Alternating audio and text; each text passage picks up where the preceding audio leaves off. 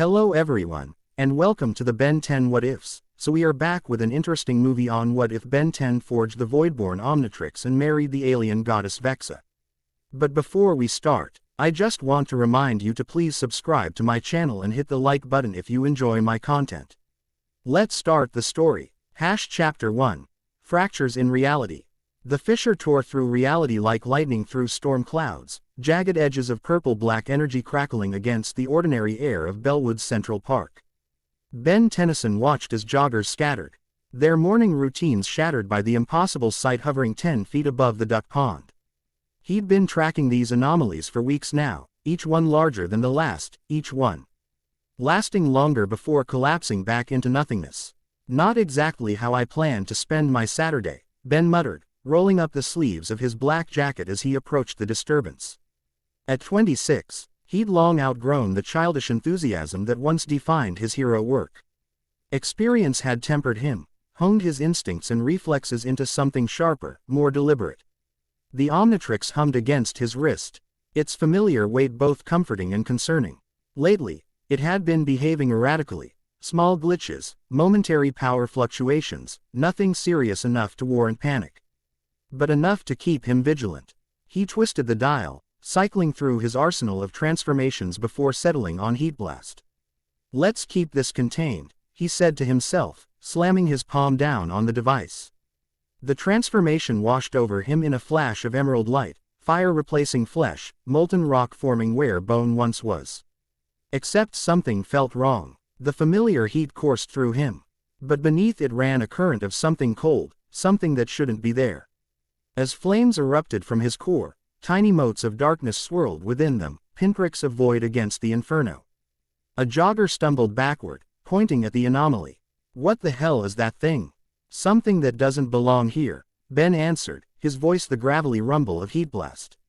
"You should clear the area. Now." Quote. The man needed no further encouragement, sprinting toward the park entrance where police were already establishing a perimeter. Good. The last thing Ben needed was civilian casualties. He approached the rift cautiously, feeling the air temperature drop despite his flaming form.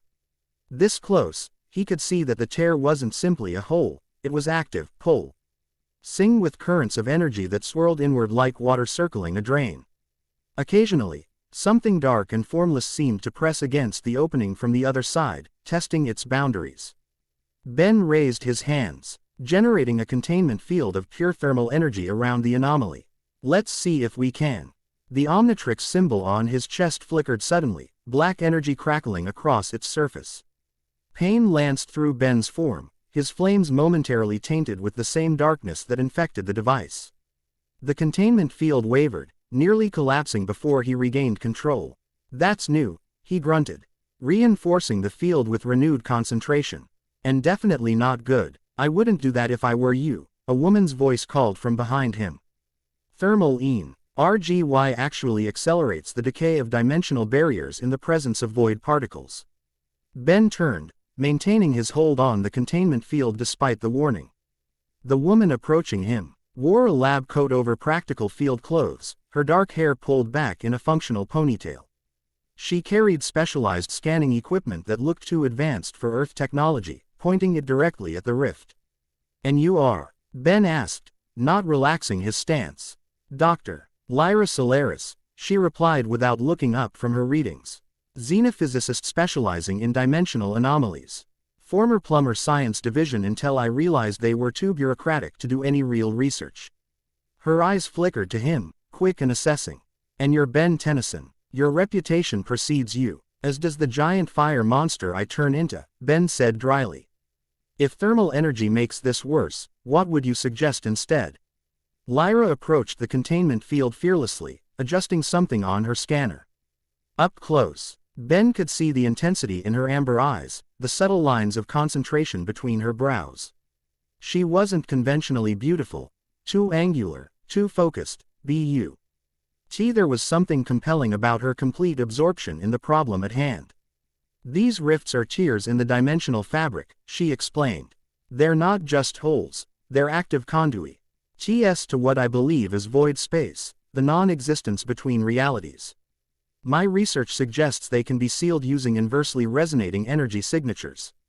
She glanced at the Omnitrix symbol on his chest. That device of yours, it contains the DNA of a Chronosapian, doesn't it? Ben nodded, impressed despite himself. Few people on Earth knew the extent of the Omnitrix's catalog. Then I sugas. You transform into that and generate a localized temporal field. Slow the temporal progression around the rift to give me time to calibrate my equipment. Without questioning her further, Ben let he thermal field dissipate and triggered the Omnitrix again. The transformation to clockwork was smoother, though he still felt that strange undercurrent of cold energy. The brass and copper mechanism of his body whirred as he adjusted to the form. Temporal field engaging, he announced, the gears in his chest spinning as he projected a bubble of slowed time around the anomaly. This won't hold indefinitely. It doesn't need to. Lyra was already working, her fingers flying over her equipment. I've been tracking these rifts for months. They started as microscopic tears, barely detectable. Now they're appearing in populated areas, growing larger each time. She attached what looked like a series of crystalline nodes around the perimeter of Ben's temporal field. This is the fourth one this week, but the first in Bellwood. Why Bellwood? Ben asked, maintaining his concentration on the field. That's what I'd like to know. Lyra activated the nodes, which began pulsing with blue energy. These rifts aren't random. They're following a pattern I haven't decoded yet, but they're definitely targeted. And now they've come here, to you. Before Ben could respond, the rift pulsed violently, expanding against the temporal field. The Omnitrix symbol on his chest flickered again, this time longer, darker. Pain shot through his mechanical form, gears grinding momentarily before he regained control. Your Omnitrix, Lyra said, eyes widening as she pointed her scanner toward it. It's resonating with the rift energy. That's not possible unless, she stopped herself, refocusing on the nodes. We need to close this now. The readings are spiking. The nodes intensified their pulse, converging beams of energy at the center of the rift. For a moment, it seemed to be working, the tear shrinking inward. Then something pushed back, something with intent. The edges of the rift bulged outward, straining against the temporal field. Something's coming through, Ben warned, pouring more power into maintaining the field. That's impossible, Lyra said, though her voice lacked conviction. These rifts are passageways to void space. Nothing lives there, its absence by definition. As if in direct contradiction to her words, a tendril of darkness snaked through the center of the rift. Not simply darkness, but an absence of light, of reality itself. It probed the edge of the temporal field, leaving trails of nothingness in its wake. Well, that absence seems pretty lively to me, Ben retorted, his mechanical voice tense with effort. The tendril suddenly withdrew, and for a heartbeat, it seemed the crisis was averted. Then the rift expanded explosively, shattering the temporal field and sending both Ben and Lyra flying backward.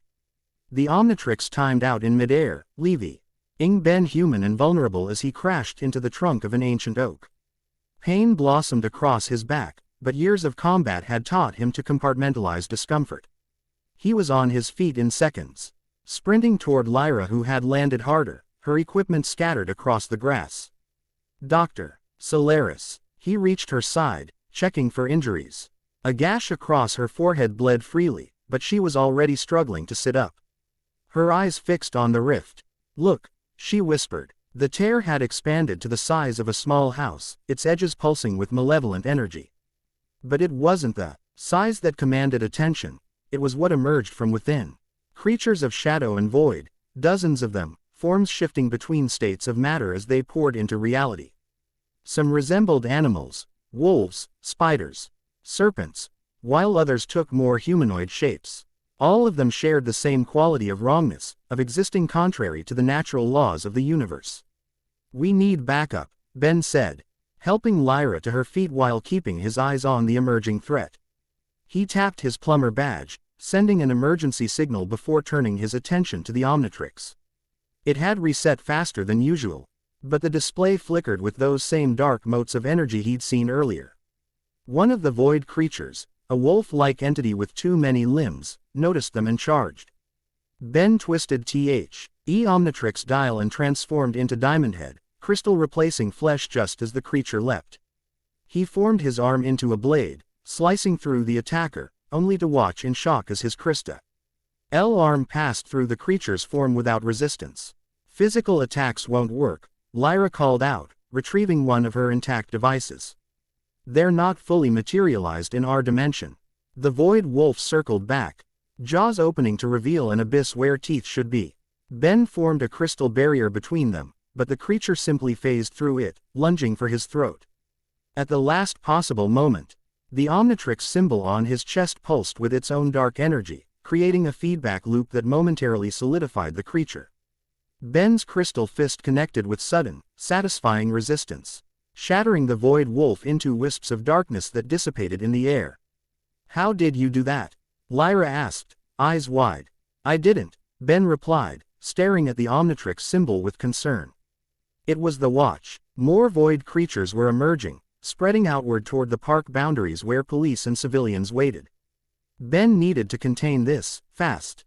"Dr. Solaris, if these things aren't fully in our dimension, how do we send them back or destroy them?" Lyra was already working, connecting surviving pieces of her equipment. The void energy has a specific frequency. If we can generate an opposing resonance, like we were trying with the rift, we might be able to disrupt their cohesion. She looked up at him, determination hardening her features. "I need time to calibrate. Can you hold them off?" Ben nodded, surveying the battlefield with practiced efficiency. "I'll keep them contained. Just work fast." He charged forward, positioning himself between the vanking creatures and the park perimeter. Direct attacks seemed ineffective unless the Omnitrix pulsed with that strange dark energy, something he couldn't control or predict. Instead, he created cries. Tall barriers to funnel and direct the creatures, buying time rather than trying to defeat them individually. The strategy was working, until the largest rift pulsed again, and something else emerged. Not a creature this time, but a humanoid figure wreathed in void energy. It moved with purpose, scanning the chaos until its gaze settled on Ben. "Tennyson," it hissed, voice like static across dead frequencies. The wielder. Ben didn't waste time wondering how this entity knew him. He launched crystal shards toward it, more to test its capabilities than with any expectation of success. As predicted, the shards passed through its form without effect. The void figure raised a hand, and the nearest creatures suddenly changed behavior, organizing into attack formations with frightening intelligence. They moved as one, converging on Ben's position from multiple angles. "Okay, so you're the one in charge," Ben muttered, switching tactics. He created a dome of crystal around himself, then transformed again, this time into feedback, and conductoid with energy manipulation abilities. If physical attacks wouldn't work, perhaps energy would. The void creatures slammed against his crystal dome, their forms beginning to erode the material on contact.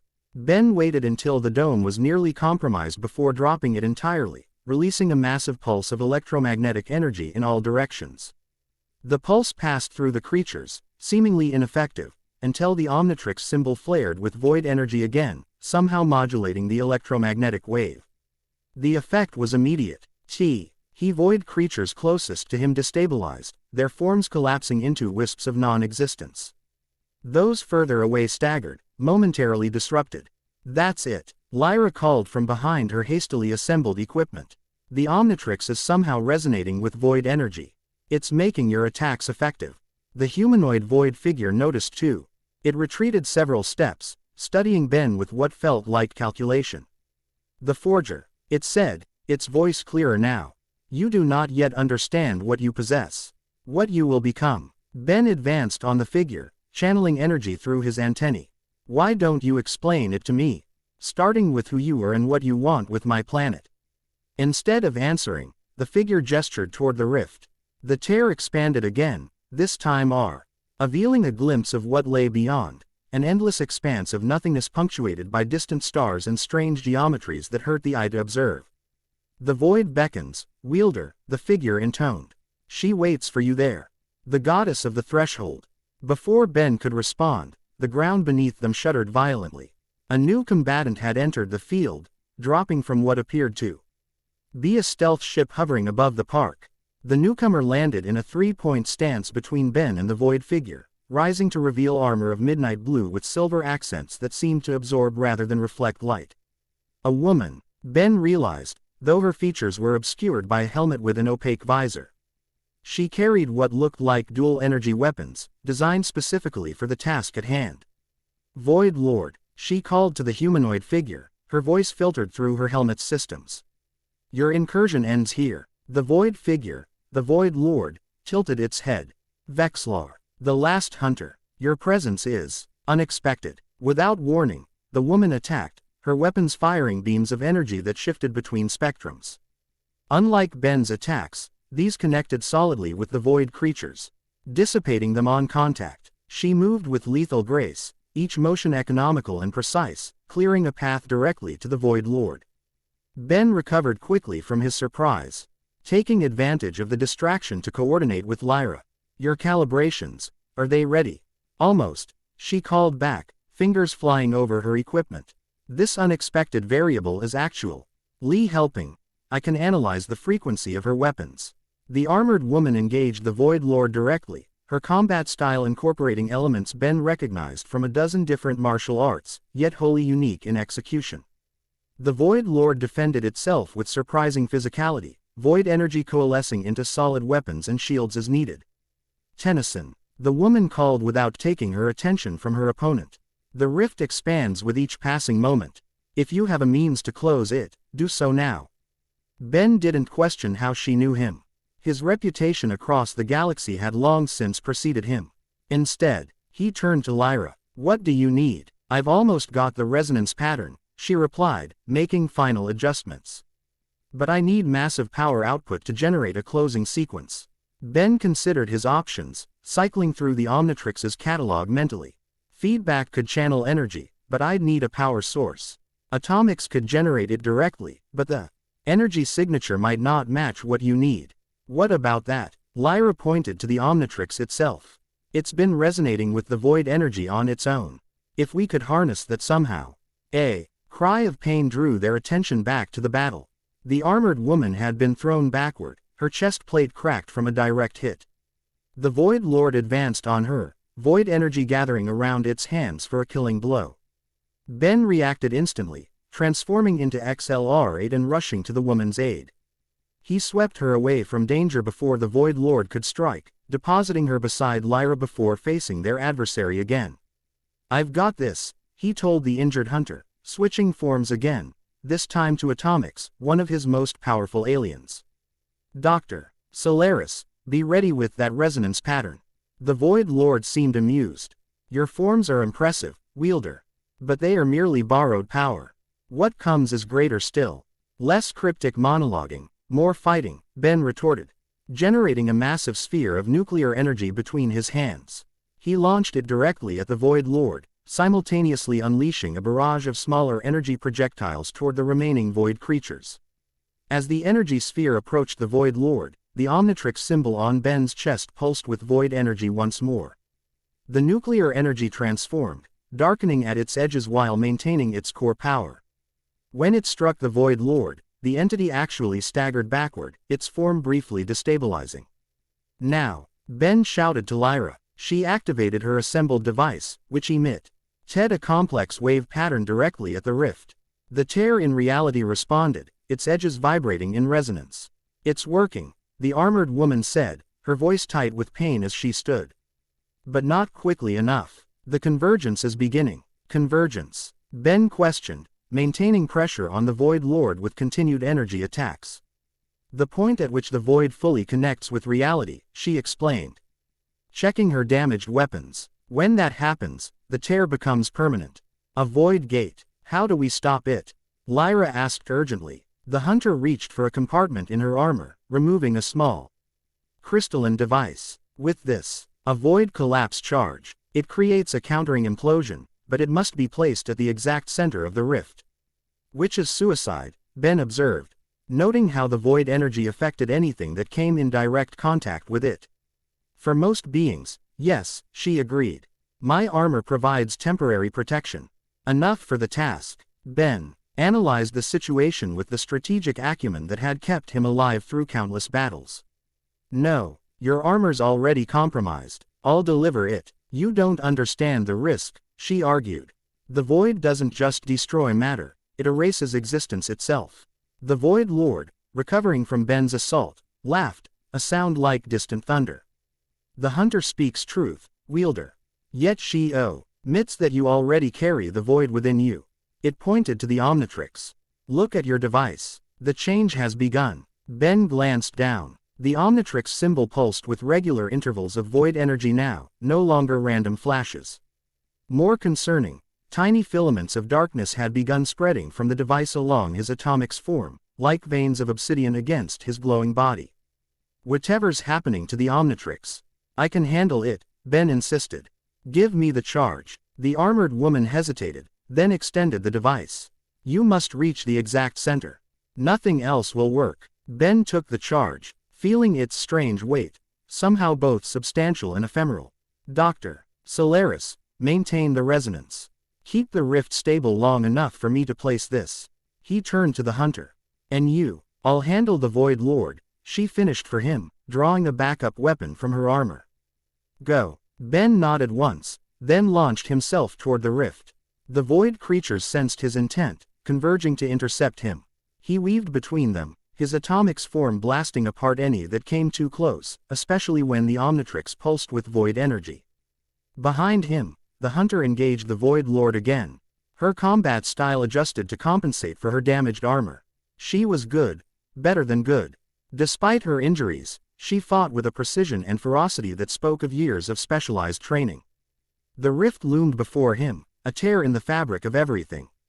As he approached, Ben could feel the Omnitrix responding more strongly, the pulses of void energy coming faster, almost eager.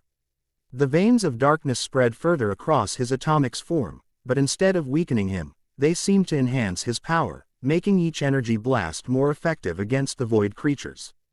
20 feet from the rift, 10 feet, 5, and then he was at the threshold, hovering before absolute nothingness. From this close, he could see that the void wasn't simply empty space. It writhed with potential, with fragments of realities that might have been or might yet be. And somewhere in that impossible distance, a presence watched, something vast and ancient and increasingly aware of him. Center of the rift, Ben reminded himself, fighting against the vertigo that threatened to overwhelm his senses. He pushed forward, past the boundary where reality ended. The sensation was indescribable. Every atom of his being screamed in protest as the laws of physics ceased to apply. The only constant was the Omnitrix, pulsing stronger now, almost singing with resonance as void energy flowed freely into it. The veins of darkness covered most of his atomic's form now, yet he maintained control, focused on his objective. 3 seconds inside the void felt like eternities. Ben eached what his instincts told him was the center, a point where the currents of nothingness converged. He placed the charge, activated it, and immediately turned to retreat. The void pulled at him, reluctant to release what it had claimed. Each movement back toward reality required exponentially more effort than the one before. The Omnitrix symbol flared blindingly, void energy now fully integrated with its normal functions. Ancient symbols appeared across its surface, glowing with power Ben had never witnessed before. Come on, he grunted, fighting for each inch of progress. Not dying in nothingness today. Just as his strength began to fail, a hand reached through the threshold, armored in midnight blue, fingers stretching toward him with desperate intent. The hunter. Ben extended his arm, their fingers nearly touching. The collapse charge detonated behind him. The implosion created a momentary vacuum, stronger than the void's pull. Ben surged forward, grasping the hunter's hand. As she dragged him back into reality just as the rift collapsed upon itself with a thunderclap of displaced air. They tumbled across the grass, Ben's transformation giving out as the Omnitrix timed out. He lay on his back, gasping. The ordinary sky of Earth never looking so beautiful. Beside him, the hunter removed her damaged helmet, revealing her face for the first time. Her features were striking, almost human but not quite. Pale skin with a faint silver undertone, hair white as starlight cut in a practical style, and eyes of deepest violet. A scar ran from her right temple to jawline, testament to previous battles survived. Nissa Vexlar, she introduced herself, voice no longer filtered through her helmet. Void Hunter, last of the Vexlar Sentinel Corps. She studied him with professional assessment. You have my thanks, Benjamin Tennyson. Few would have risked the void as you did. Just Ben, he replied automatically, struggling to sit up. And thanks for the save. Pretty sure I was about 2 seconds from becoming one with nothingness. Less than that, she confirmed with grim certainty. The void does not relinquish its claims easily. Lyra approached, her equipment packed away. A makeshift bandage on her forehead. The rift is completely sealed. No residual energy signatures. She looked between them. But we have other problems. She pointed to the Omnitrix on Ben's wrist. The device had changed. Subtle differences that only someone familiar with its normal appearance would notice. The green of its display now contained flecks of void black that swirled like galaxies in formation. More significantly, the rim of the device bore inscriptions that hadn't been there before, symbols in no language Ben recognized. Those markings, Nyssa said, leaning closer to examine them. Their threshold script. What does that mean? Ben asked, a sense of foreboding settling over him. It means your device is evolving, Nyssa replied. The void exposure has triggered something unprecedented. She looked troubled. In all my years hunting void breaches, I've never seen technology interact with void energy this way. It should have been corrupted, not enhanced. The Void Lord called you the Forger, Lyra added, her scientific curiosity evident despite her exhaustion. And something about a goddess. Ben was prevented from responding by the arrival of plumber backup. Too late for the crisis, right on time for cleanup. As the area was secured and witnesses debriefed, Ben found himself drawn into a discussion with the plumber commander, explaining what had transpired while omitting certain details about the Omnitrix's transformation. Some things were better investigated privately before becoming official knowledge. By the time he extricated himself from the debriefing, Lyra had set up a temporary workstation near her vehicle, already analyzing data from the incident. Nyssa stood apart, communicating with someone via a holographic display projected from her armor's vambrace. Ben approached Lyra first. Any insights on what happened to the Omnitrix? She shook her head, not looking up from her readings. Nothing conclusive yet, but these energy patterns are fascinating. The void energy isn't corrupting the Omnitrix as one might expect, it's integrating with it, almost as if. She hesitated. As if what? As if the device was assigned to accept this integration all along, she finished, finally meeting his eyes. Like this was an anticipated evolutionary step. Ben glanced at the Omnitrix, the alien symbols still inscribed around its edge. That doesn't make sense. Azimuth never mentioned anything about void energy or integration pathways. Perhaps he didn't know, Nyssa said, joining their conversation. Or perhaps it wasn't relevant until now. What do you mean? Ben asked. The void breaches are increasing exponentially across multiple systems, she explained. What happened here today has occurred on 17 worlds in the past month alone. But this, she gestured to the Omnitrix, this is unique. You are the only one to interact with void energy and enhance rather than diminish from the contact. Lucky me, Ben said dryly. So what happens now? I continue my hunt, Nyssa stated. The Void Lord escaped during the collapse. He will create more breaches, release more creatures. And I need to analyze this data thoroughly. Lyra added. These rifts aren't random, Ben.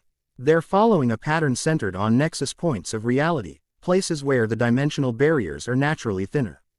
Bellwood has always had an unusually high concentration of exotic energy signatures, even before you and the Omnitrix arrived here. Ben considered his options. The threat was clearly larger than one localized incident, with implications extending beyond Earth.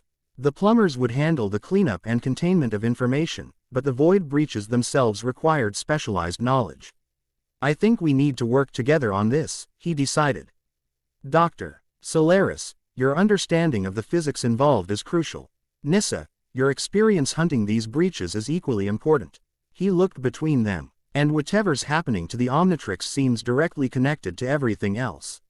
Nyssa nodded sharply, a warrior acknowledging a sound tactical assessment. Agreed. My ship has tracking capabilities specifically designed for void energy. We can use it to follow the pattern drive. Solaris mentioned. My equipment is portable, Lyra said, already beginning to pack up. And I've been compiling data on these anomalies for months. With proper analysis and the right resources, we might be able to predict where the next major breach will occur. Then it's settled, Ben sighed. With the quiet authority that had replaced his youthful bravado over the years. We pool our knowledge, track these breaches, and figure out what's happening to the Omnitrix along the way. He glanced at the altered device. And maybe find out who this goddess of the threshold is supposed to be. As they prepared to depart, Ben felt a strange sensation wash over him, a momentary disconnection from reality. As if part of his consciousness had briefly touched something vast and ancient. The feeling passed quickly, but left him with an unsettling certainty. Whatever had begun today was merely prelude to something far more significant. That night, exhausted from the day's events and subsequent planning with his new allies, Ben dreamed. He stood in an endless expanse of void, yet he wasn't alone. Before him hovered a woman, or something that chose to appear as a woman, her form composed of starlight and shadow in equal measure. Her eyes contained galaxies, her movements leaving trails of cosmic dust in their wake. Wielder, she greeted him, her voice resonating within his mind rather than through conventional sound. At last, you begin to see. Who are you? Ben asked, somehow knowing this was more than a simple dream. I am Vexa, she replied, her form shifting slightly, stars rearranging themselves into new constellations. Guardian of the threshold, keeper of the void between spaces. She studied him with those universe-filled eyes. And you are the forger, though you do not yet understand what that means. The Void Lord called me that too, Ben said. What does it mean? It means change. Benjamin Tennyson. It means evolution. She gestured to his wrist, where the Omnitrix glowed with both its natural green energy and threads of void black. What you wear is more than a device, it is potential made manifest. And now it awakens to its greater purpose. Which is, to forge what has never been, she answered cryptically. To bridge what must remain separate, yet cannot remain divided. Before Ben could press for clarity, Vexa's expression changed, concern crossing her celestial features. He comes, Zymos, Lord of the collapsing void. What he seeks is the unmaking of all things. The collapse of the cosmic division between existence and void. Her form began to fade. Find me at the cosmic cartographer. The first key awaits you there. Wait, Ben see. All as she dissolved into motes of starlight. What's happening to the Omnitrix? What's happening to me? Her voice echoed as the dream faded. The coming collapse approaches. Reality fractures. On. Lee the Forged One can stand at the threshold and maintain the balance. Ben jerked awake in his apartment, sweat-soaked and disoriented. The Omnitrix pulsed on his wrist, the void-flecked green light, illuminating the darkness of his bedroom. The symbols around its edge glowed momentarily, then faded back to normal. Outside his window, the stars seemed unusually bright, unusually close. And just for a moment, in the space between heartbeats, Ben thought he could see the void between them, not as emptiness, but as potential waiting to be shaped by a hand that understood its true nature. The Hand of a Forger. Chapter 1 End Chapter 2, The Cosmic Cartographer. Morning light filtered through the blinds of Ben's apartment as he studied the changed Omnitrix. The device had stabilized overnight. The void-flecked display now consistent rather than pulsing. The strange symbols etched around its edge remained, faintly luminescent from certain angles, invisible from others. He traced them with his finger, feeling subtle vibrations beneath his touch, almost like the device was responding to him on a deeper level than before. His dream of Vexa lingered. The cosmic woman's warnings felt significant, not mere subconscious processing of yesterday's events. The cosmic cartographer, he murmured. The name meant nothing to him, yet carried a weight of importance he couldn't dismiss. A sharp knock interrupted his thoughts.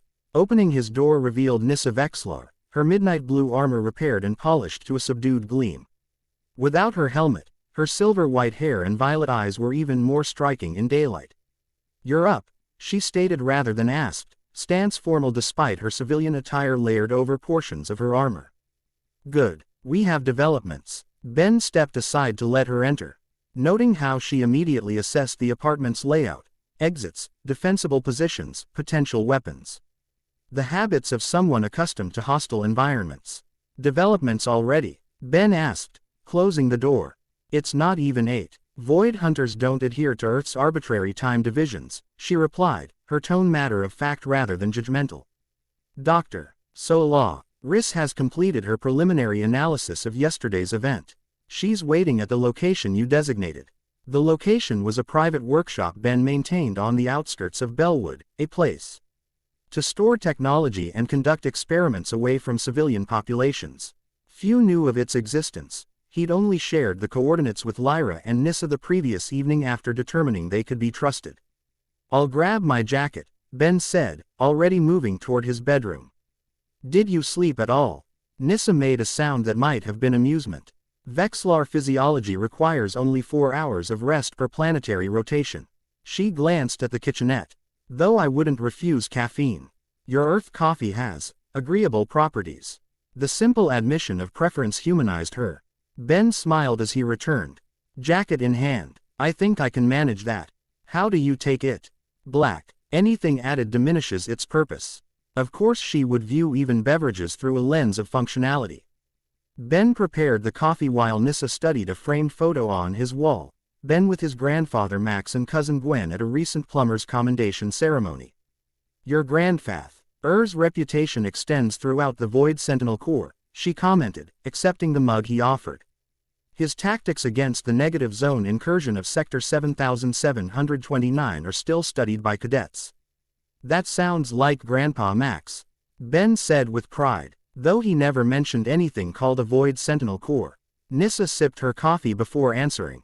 "Our existence is compartmentalized. Many organizations know fragments. None know the whole." Her expression remained neutral, but something in her posture suggested discomfort. "I am the last. Knowledge dies with me." The simple statement carried immense weight. Ben wanted to ask more. About her people, their extinction, her training, but her closed expression suggested the topic was still raw despite what must have been years of solitary hunting. "Not if we can help it," he said instead. "Knowledge shared is knowledge preserved. That's part of what makes a team valuable." She studied him over the rim of her mug. "You classify us as a team already. Interesting. 3 specialists with complementary skills facing a multidimensional threat. I'd call that a team in the making." "I typically hunt alone," she replied, though without rejection. "But these circumstances are unprecedented. The void breaches increase exponentially. The emergence of a void lord after centuries of dormancy. Your Omnitrix transformation." She set down her empty mug. "Patterns suggest an orchestrated campaign rather than random incursions." Ben glanced at the Omnitrix. "And somehow I'm central to it." "Yes," Nissa agreed bluntly. "Which makes you both our greatest asset and our greatest liability." "Thanks for the vote of confidence. It wasn't meant as criticism." Nissa moved toward the door. "Merely tactical assessment. We should proceed to the workshop." Dr. Solaris expressed impatience. Ben grabbed his keys, unsurprised. In the brief time he'd known Lyra, patience hadn't seemed among her virtues. "Let me guess, she hasn't slept either." "Scientists and hunters share certain dedicated qualities," Nissa replied, the faintest trace of humor in her voice. The drive to the workshop passed largely in silence. Nissa maintained vigilant observation of their surroundings, her posture relaxing only marginally once they cleared Bellwood's city limits. Ben found himself curious about the Void Hunter's background, but respected her evident preference for privacy. The right questions would come in time. His workshop occupied a repurposed industrial building, its exterior deliberately weathered to discourage interest. Inside, however, was a state-of-the-art facility with specialized equipment for analyzing alien technology.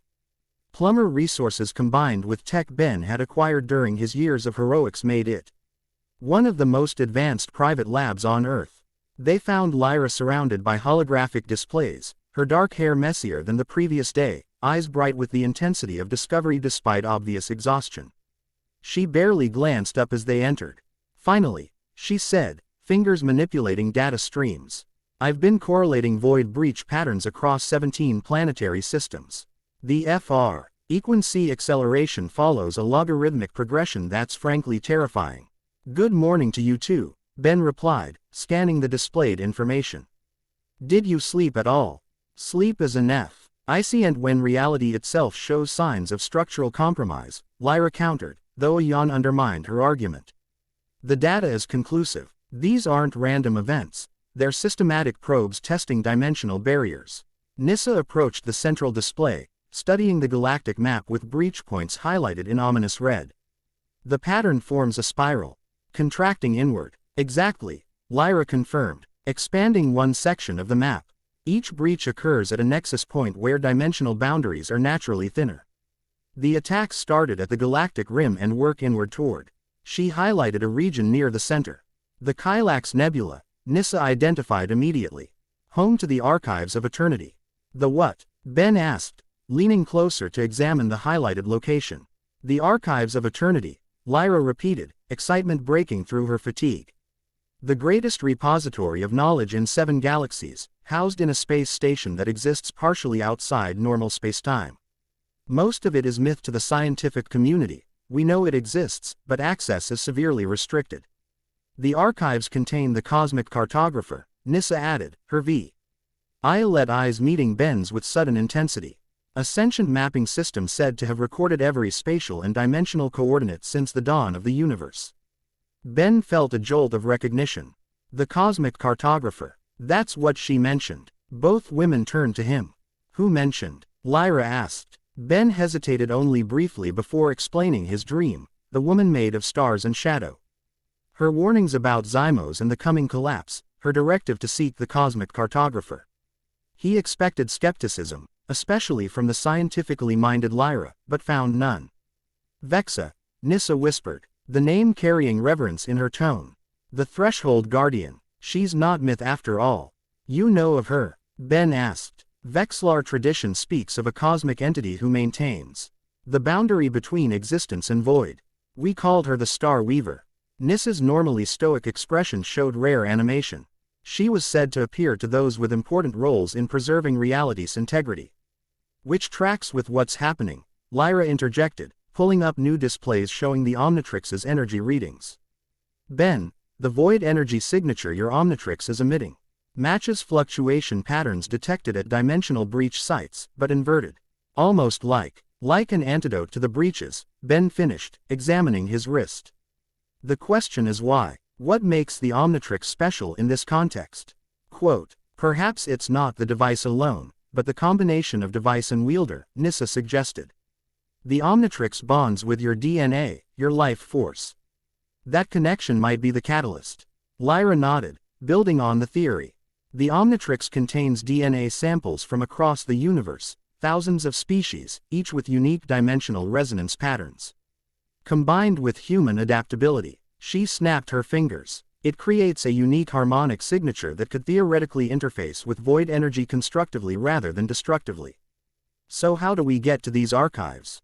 Ben asked, refocusing on their immediate goal. If the cosmic cartographer has answers, we need to find it before Zymos makes his next move. That's the difficult part, Lyra admitted. The archives exist in a carefully guarded location, accessible only to those with specific credentials or by official invitation. I've applied for access 6 times in my career. Denied each time. My hunter status grants limited access to certain sections, Nissa offered. But not to the restricted archives where the cartographer would be housed. Ben considered their options, mentally reviewing his contacts across the galaxy. I might know someone who can help. A diplomat with connections to the Interstellar Archival Council. You know an IAC diplomat? Lyra asked skeptically. I saved her homeworld from a chronivore 3 years ago. Ben allowed himself a small smile at the memory. She said she owed me a favor. Time to collect. Within hours, they were aboard Nissa's ship. A sleek vessel optimized for stealth and speed, its systems more advanced than most plumber technology. The interior was utilitarian but comfortable, clearly designed for extended solo missions. Ben contacted his diplomatic connection while Lyra familiarized herself with the ship's sensor array, adapting her equipment to interface with the alien technology. Zara will meet us at the Caraxus space station, Ben announced after concluding his call. It's a neutral trading hub near the edge of the Kylax Nebula. From there, she can escort us to the archives, assuming her credentials are sufficient. Zara Evenstar, Nissa clarified, programming the coordinates. The Letarian ambassador, you know her? Ben asked, surprised. By reputation, she's known for her unconventional diplomatic approaches. Something in Nissa's tone suggested either respect or wariness, possibly both. Her mixed heritage gives her unique perspective. Mixed heritage? Lyra asked, joining them in the cockpit. Half human, half Letarian, Ben explained as Nissa initiated launch sequences. Letarians have low-level telepathic abilities. Makes them excellent diplomats. They can sense emotional undertones in negotiations. And she owes you a favor. Lyra raised an eyebrow. Just how many aliens across the galaxy are indebted to you, Tennyson? Ben shrugged, settling into the co-pilot seat. I stopped keeping count around number 50. Hazard of the job. The ship lifted smoothly, its advanced stealth systems activating automatically as they ascended through Earth's atmosphere. Within minutes, they had cleared planetary gravity and were accelerating toward deep space.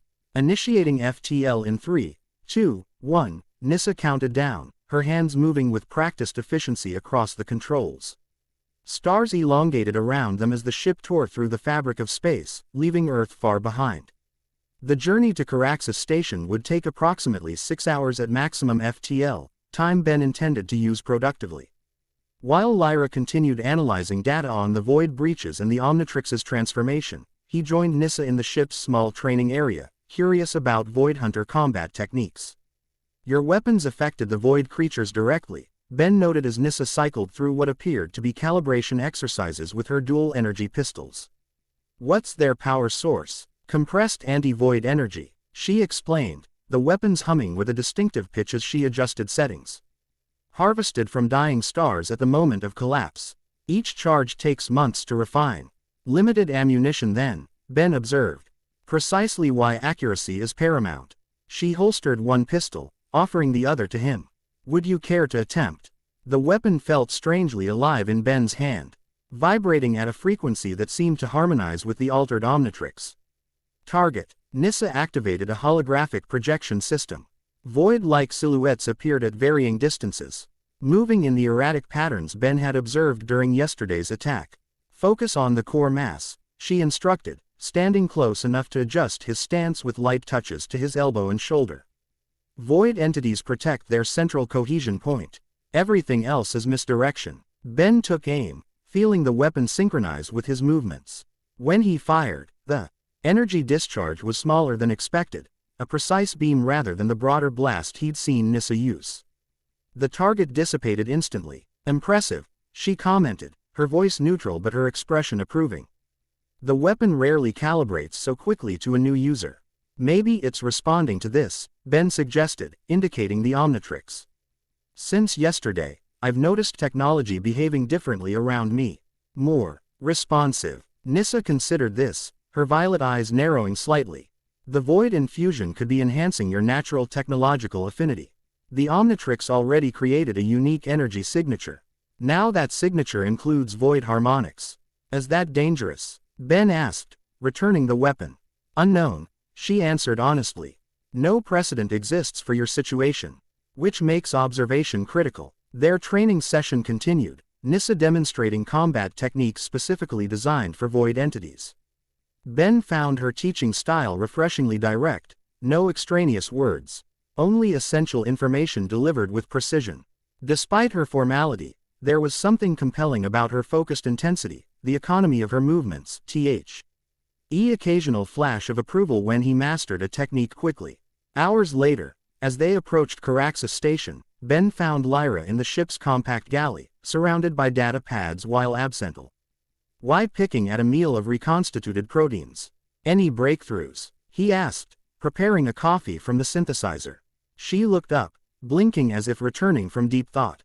Several, actually. I've been analyzing the symbols that appeared on the Omnitrix. She pushed a datapad toward him showing enhanced images of the markings.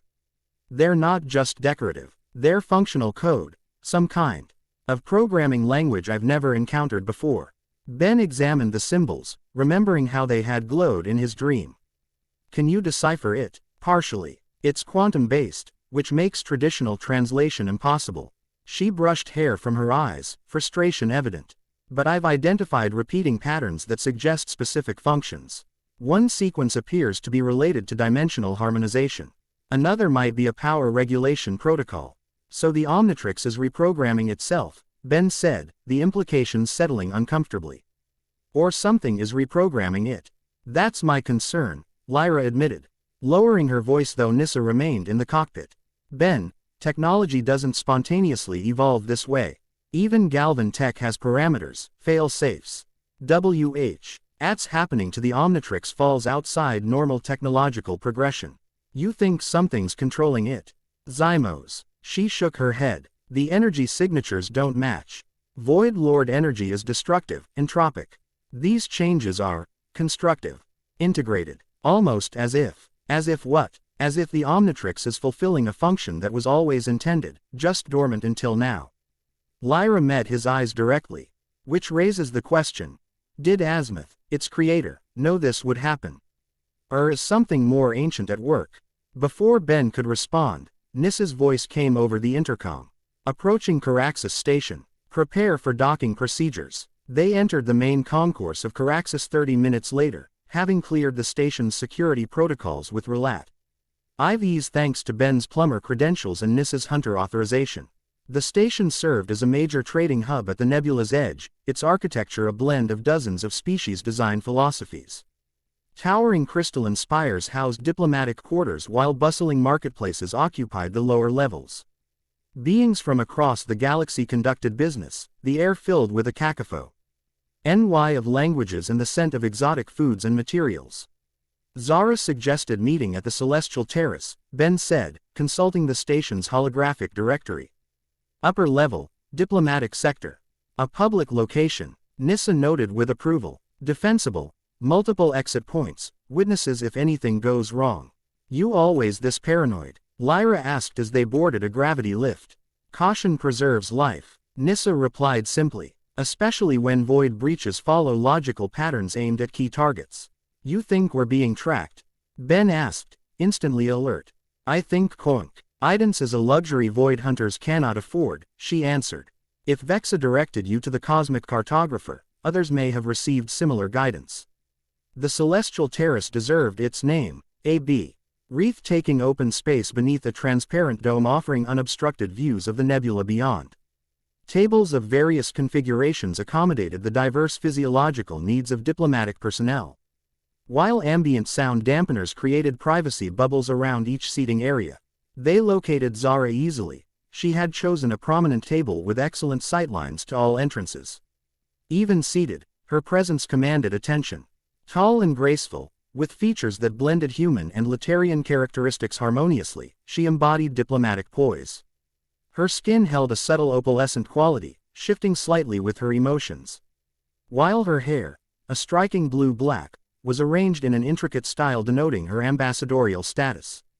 She wore formal diplomatic attire in silver and midnight blue, adorned with symbols of office that Ben recognized from their previous encounter. She rose as they approached, her smile warming as she recognized Ben. Hero of 10,000 worlds, she greeted him, using the honorific he'd been given after the Chronivore incident. It's been far too long. Ambassador Evenstar, Ben replied with a slight bow, the appropriate Letarian greeting between equals. Thank you for agreeing to meet us. May I introduce Drive, Lyra Solaris and Nissa Vexlar. Zara's eyes, silver with pupils like liquid mercury, widened slightly at Nissa's name. A void hunter. Circumstances must be dire indeed. She gestured to the empty seats. Please, join me. The privacy field is active. As they settled, serving drones delivered beverages appropriate to each species bio. Chemistry without being summoned. Standard diplomatic courtesy for VIP guests. Ben noted how Zara observed each of them with subtle but thorough assessment, likely using her telepathic abilities to gauge emotions and intentions. You said this concerns the archives of eternity, Zara began, getting directly to business. A restricted facility under normal circumstances. What makes your request urgent enough to call in your favor now? After all this time, Ben explained concisely, the void breaches, Zymos' appearance, the Omnitrix's transformation, and Vexa's directive to find the cosmic cartographer. Throughout his account, Zara's expression shifted from diplomatic neutrality to genuine concern, the opalescent quality of her skin darkening slightly with emotion. The Threshold Guardian has spoken to you directly, she said when he finished, her voice hushed with reverence. This changes everything. You know of Vexa? Lyra asked. All Letarian diplomatic training includes study of cosmic entities who influence interstellar affairs, Zara explained. Vexa is among the most ancient and powerful, though many believe her to be allegory rather than actual being. Her silver eyes fixed on Ben's Omnitrix. May I? Ben extended his wrist. Zara held her hand over the device without touching it, her eyes half closing in concentration. Extraordinary, she murmured. The emotional resonance is complex. Ancient purpose awakening. She withdrew her hand, looking troubled. The symbols are threshold script, the language of reality's edge where existence meets void. Few can read it, fewer still can write it. Can you? Nissa asked directly. No, but I know those who might. Zara seemed to come to a decision. I can get you into the archives, but not through conventional channels. My credentials alone would not suffice for the restricted sections where the cosmic cartographer resides. What do you suggest? Ben asked. The archives have a secondary access protocol for emergencies involving cosmic-level threats, Zara explained, lowering her voice further. The threshold protocol. It requires verification from a diplomatic authority, confirmation from a recognized defender of reality, that would be you, Ben, and physical evidence of the threat. She gestured to the Omnitrix. That should suffice as evidence, especially given the threshold script manifestation. Once inside, I can guide you to the cartographer's chamber. I've had occasion to consult the archives, lower levels during particularly complex negotiations. When can we proceed? Nissa asked, practical as always. Immediately. My shuttle has priority clearance to the archives. Zara touched a communication device on her wrist. I'll make the necessary arrangements. While Zara stepped away to secure their access, Lyra leaned closer to Ben. Is it just me, or does she seem unusually accommodating? Most bureaucrats I've encountered would require weeks of forms and approvals. Zara's different, Ben replied, watching the ambassador converse animatedly with someone via holographic projection.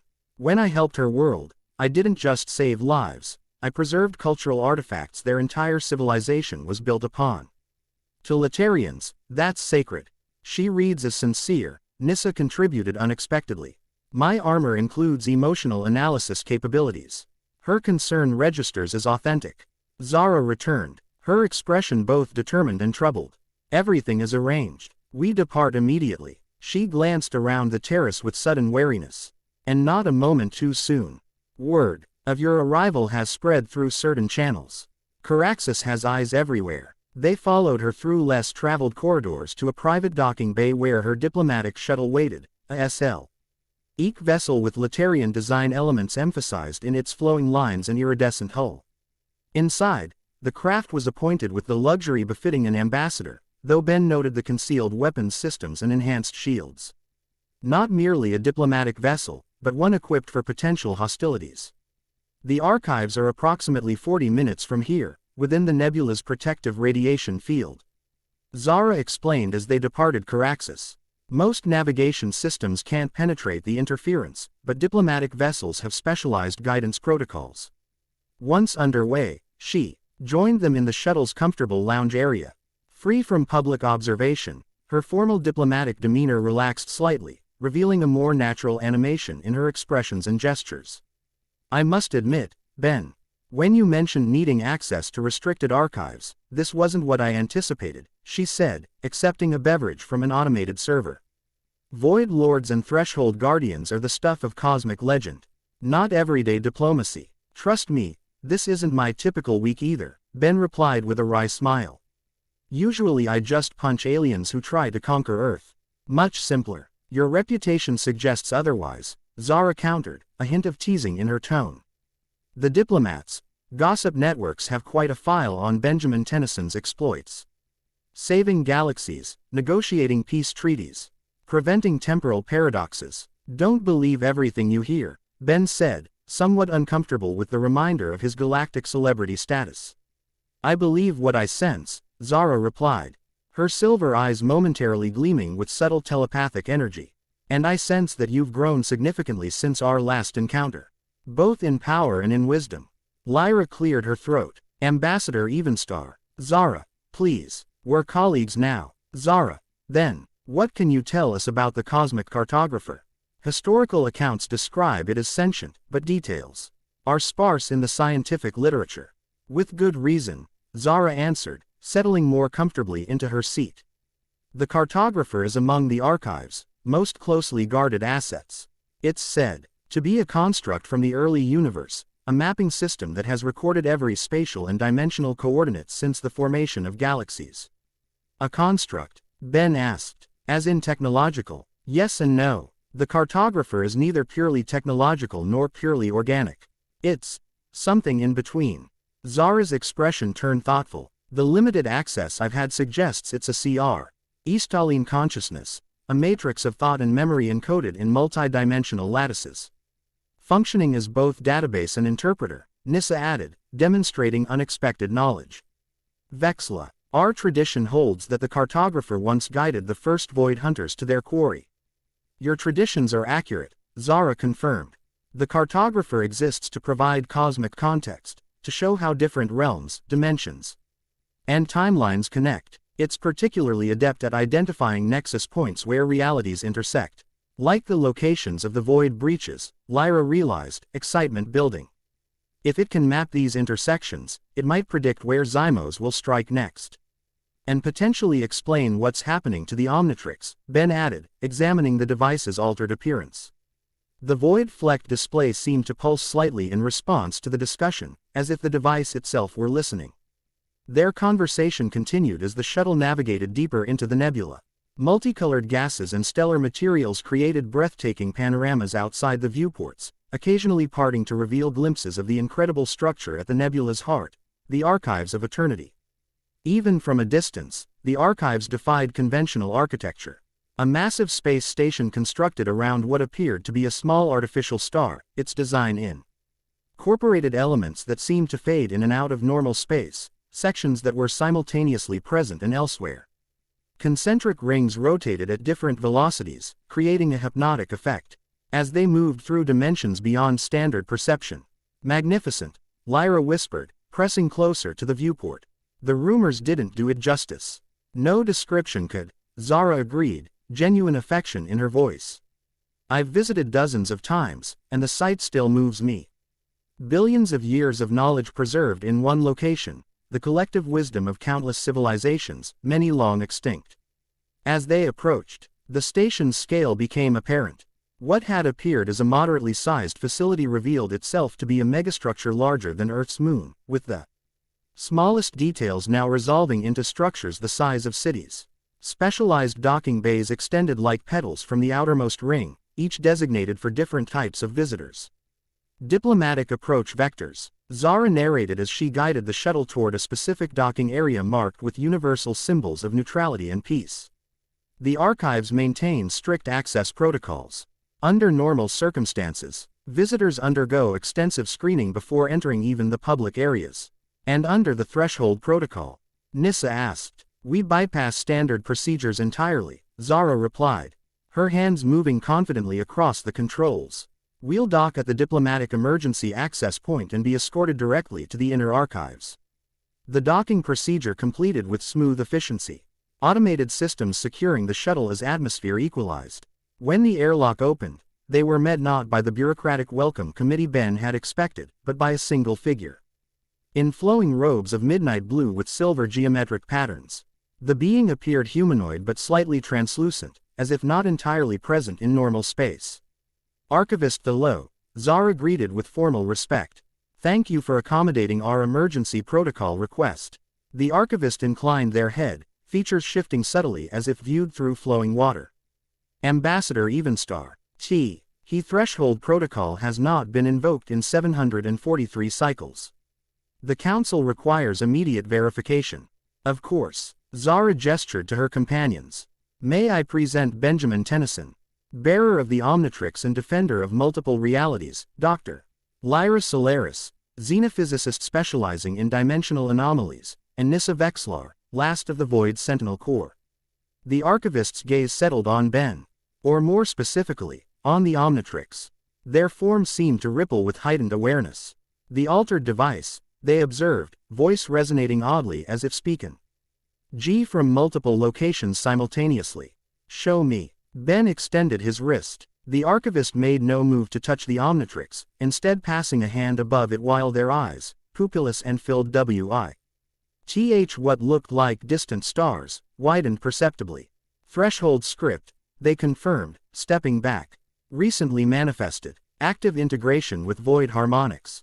Their attention shifted to Ben's face. You have communed with the Guardian. It wasn't a question. Yes, Ben answered simply. Vexa directed us to the cosmic cartographer. The name created a visible ripple through the archivist's form. Like a stone dropped in still water. Follow. They directed, turning with fluid grace. The inner council awaits. They proceeded through corridors that defied normal architectural princi. Plus, spaces that seemed larger inside than geometric reality should allow, passages that curved in impossible ways yet remained walkable. The deeper they went, the more the structure itself seemed alive, responsive to their presence. Walls occasionally rippled with information streams, floor panels illuminated with directional guidance, and ambient lighting adjusted to the optimal spectrum for each visitor's visual capabilities. The archives incorporate technology from over 3,000 extinct civilizations, Zara explained quietly as they walked. Much of it defies current scientific understanding. The archivists themselves are partially merged with the station's systems, existing simultaneously as individuals and as extensions of the archives. They're cyborgs, Lyra asked, fascina, Tian overcoming her usual scientific skepticism. More like consciousness existing across multiple states, Zara clarified. Part physical, part digital, part quantum. It allows them to interface directly with information streams spanning billions of years. The archivist led them to a chamber unlike any Ben had seen before. Perfectly circular, its walls, floor, and ceiling appeared to be composed of the same material, a crystalline substance that shifted between transparency and opacity depending on viewing angle. In the center stood a raised dais surrounded by 7 figures similar to their guide but more substantial. Their robes more elaborate with patterns that seemed to represent different cosmic domains. The inner council of archivists, their guide announced, gesturing for the group to approach the dais. Keepers of the eternal archives and guardians of accumulated wisdom. The central figure stepped forward, their form the most defined of the 7, features suggesting great age despite their partially translucent appearance. I am Prime Archivist Kellora. The threshold protocol demands verification beyond diplomatic authority. Their gaze fixed on Ben. Bearer of the Omnitrix, present the evidence of cosmic threat. Ben stepped forward, extending his wrist toward the assembled archivists. The Omnitrix has begun transforming after contact with void energy. These symbols appeared following a direct void breach incident on Earth. A void lord named Zymos is creating systematic breaches across multiple star systems, and Vexa, the threshold guardian, directed me to seek the cosmic cartographer. At the mention of both entities, the chamber's crystalline structure resonated audibly, harmonic tones rippling through the space. The archivists exchanged glances of significance before the Prime spoke again. Show us the transformation in action. Ben activated the Omnitrix, cycling through alien forms before selecting Diamondhead, a form he'd used successfully against void creatures. The transformation proceeded normally until completion, when the Omnitrix symbol on his chest pulsed with void-flecked energy. Dark crystalline veins spread briefly through his form before stabilizing, leaving him as a slightly altered version of his usual Diamondhead transformation, the green crystals now containing streaks of void black that caught light in unusual ways. The archivists conferred in hushed tones, their translucent forms shifting with agitation. Finally, Prime Archivist Kellora addressed them again. The verification is accepted. The threshold protocol is formally activated. Their tone became grave. What you seek lies in the cartographer's sanctum. We will guide you there, but be warned, the cartographer responds to intent as much as inquiry. It reveals what must be known, not necessarily what is asked. Ben reverted to human form, noting how the Omnitrix seemed to settle more quickly than usual, the transition smoother despite the void modifications. We understand the risk, but if Zymos continues creating breaches at the current rate, multiple planetary systems will be compromised within days. Indeed, the Prime Archivist agreed. Follow us to the sanctum. Time functions differently there, prepare yourselves for perceptual adjustments. The journey deeper into the archives defied conventional description. Corridors shifted from solid to semi-permeable, sometimes requiring them to walk through what appeared to be solid barriers that parted like heavy curtains upon contact. Gravity fluctuated subtly, sometimes giving the sensation of walking on air, other times increasing to make each step deliberate.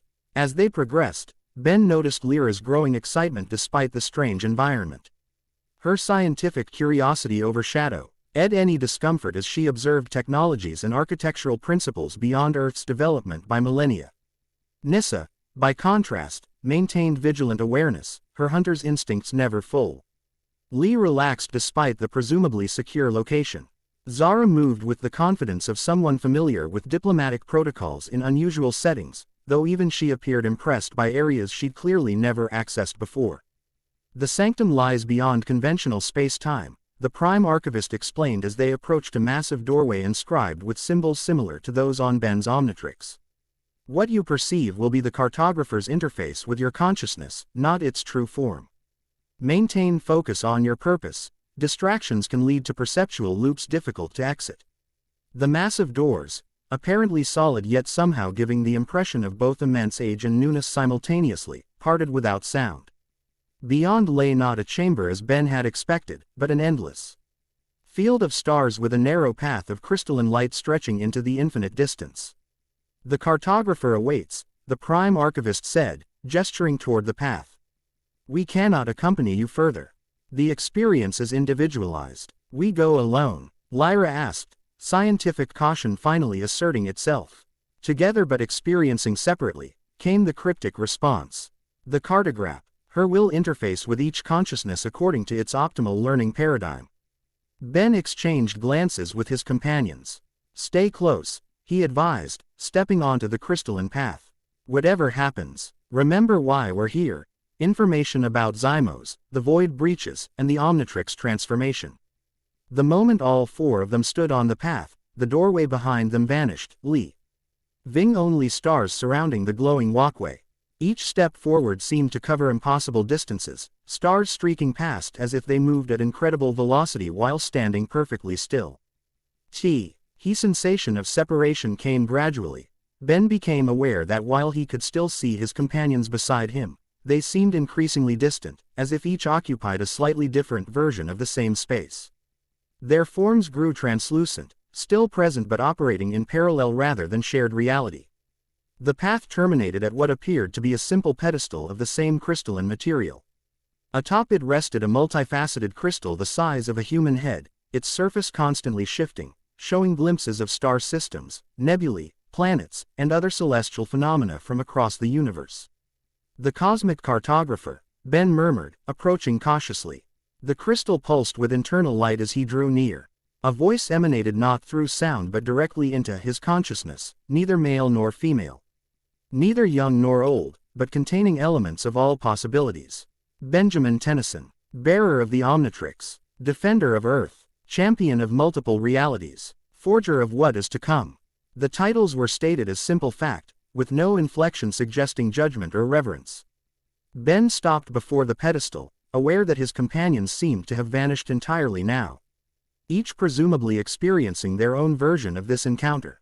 I need information, Ben stated directly. About the void breaches, about Zymos, about what's happening to the Omnitrix. 3 queries. 3 aspects of a singular phenomenon. The crystal rotated slowly, its facets displaying rapid sequences of information too quick for human perception to fully process. To understand, you must first perceive context. The starfield around them shifted, coalescing into a 3-dimensional map of the known universe. Points of light indicated stars, planets, nebulae, but interspersed among them were darker regions, areas where reality itself seemed thinner or more permeable. The universe exists in balance between matter and void, the cartographer explained. Where one predominates, the other seeks equilibrium. For billions of years, this balance has been maintained by cosmic constants and the careful stewardship of threshold entities. The map zoomed in, high IGHTING, a particular region that Ben recognized as the Milky Way galaxy. Within it, red points began to appear, the void breach sites, forming the spiral pattern Lyra had identified. Recent disruptio, NS in this balance were initiated by an entity you know as Zymos, Lord of the Collapsing Void. Once a guardian like Vexa, now corrupted by prolonged exposure to raw void potential. The crystal's FAQ ETS showed a shadowy figure that resembled the void entity from Central Park, but vastly more substantial and powerful. Unlike the mere projection Ben had encountered, this being radiated ancient malevolence and purpose. Zymos believes the cosmic experiment has failed, the cartographer continued. That existence itself is flawed and must be unmade to begin anew. He seeks to collapse the boundaries between matter and void, returning all to the primordial state before separation. He wants to destroy everything. Ben asked, the scale of the threat settling into his understanding. Not destruction as you conceive it. Reconfiguration. Return to potential rather than actuality. The crystal pulsed again. His method is systematic, creating void breaches at dimensional nexus points, weak. Ending the cosmic membrane until critical failure occurs. The map demonstrated the process, each breach creating a ripple effect that weakens surrounding areas, making subsequent breaches easier to establish. The spiral pattern contracted inward toward a central point that glowed with particular significance. The terminal nexus, the cartographer identified, where all dimensional planes intersect. Breach this single point, and reality's separation from void becomes unsustainable. How do we stop him? Ben asked, the urgency of their mission now fully apparent. Conventional means cannot oppose a void lord.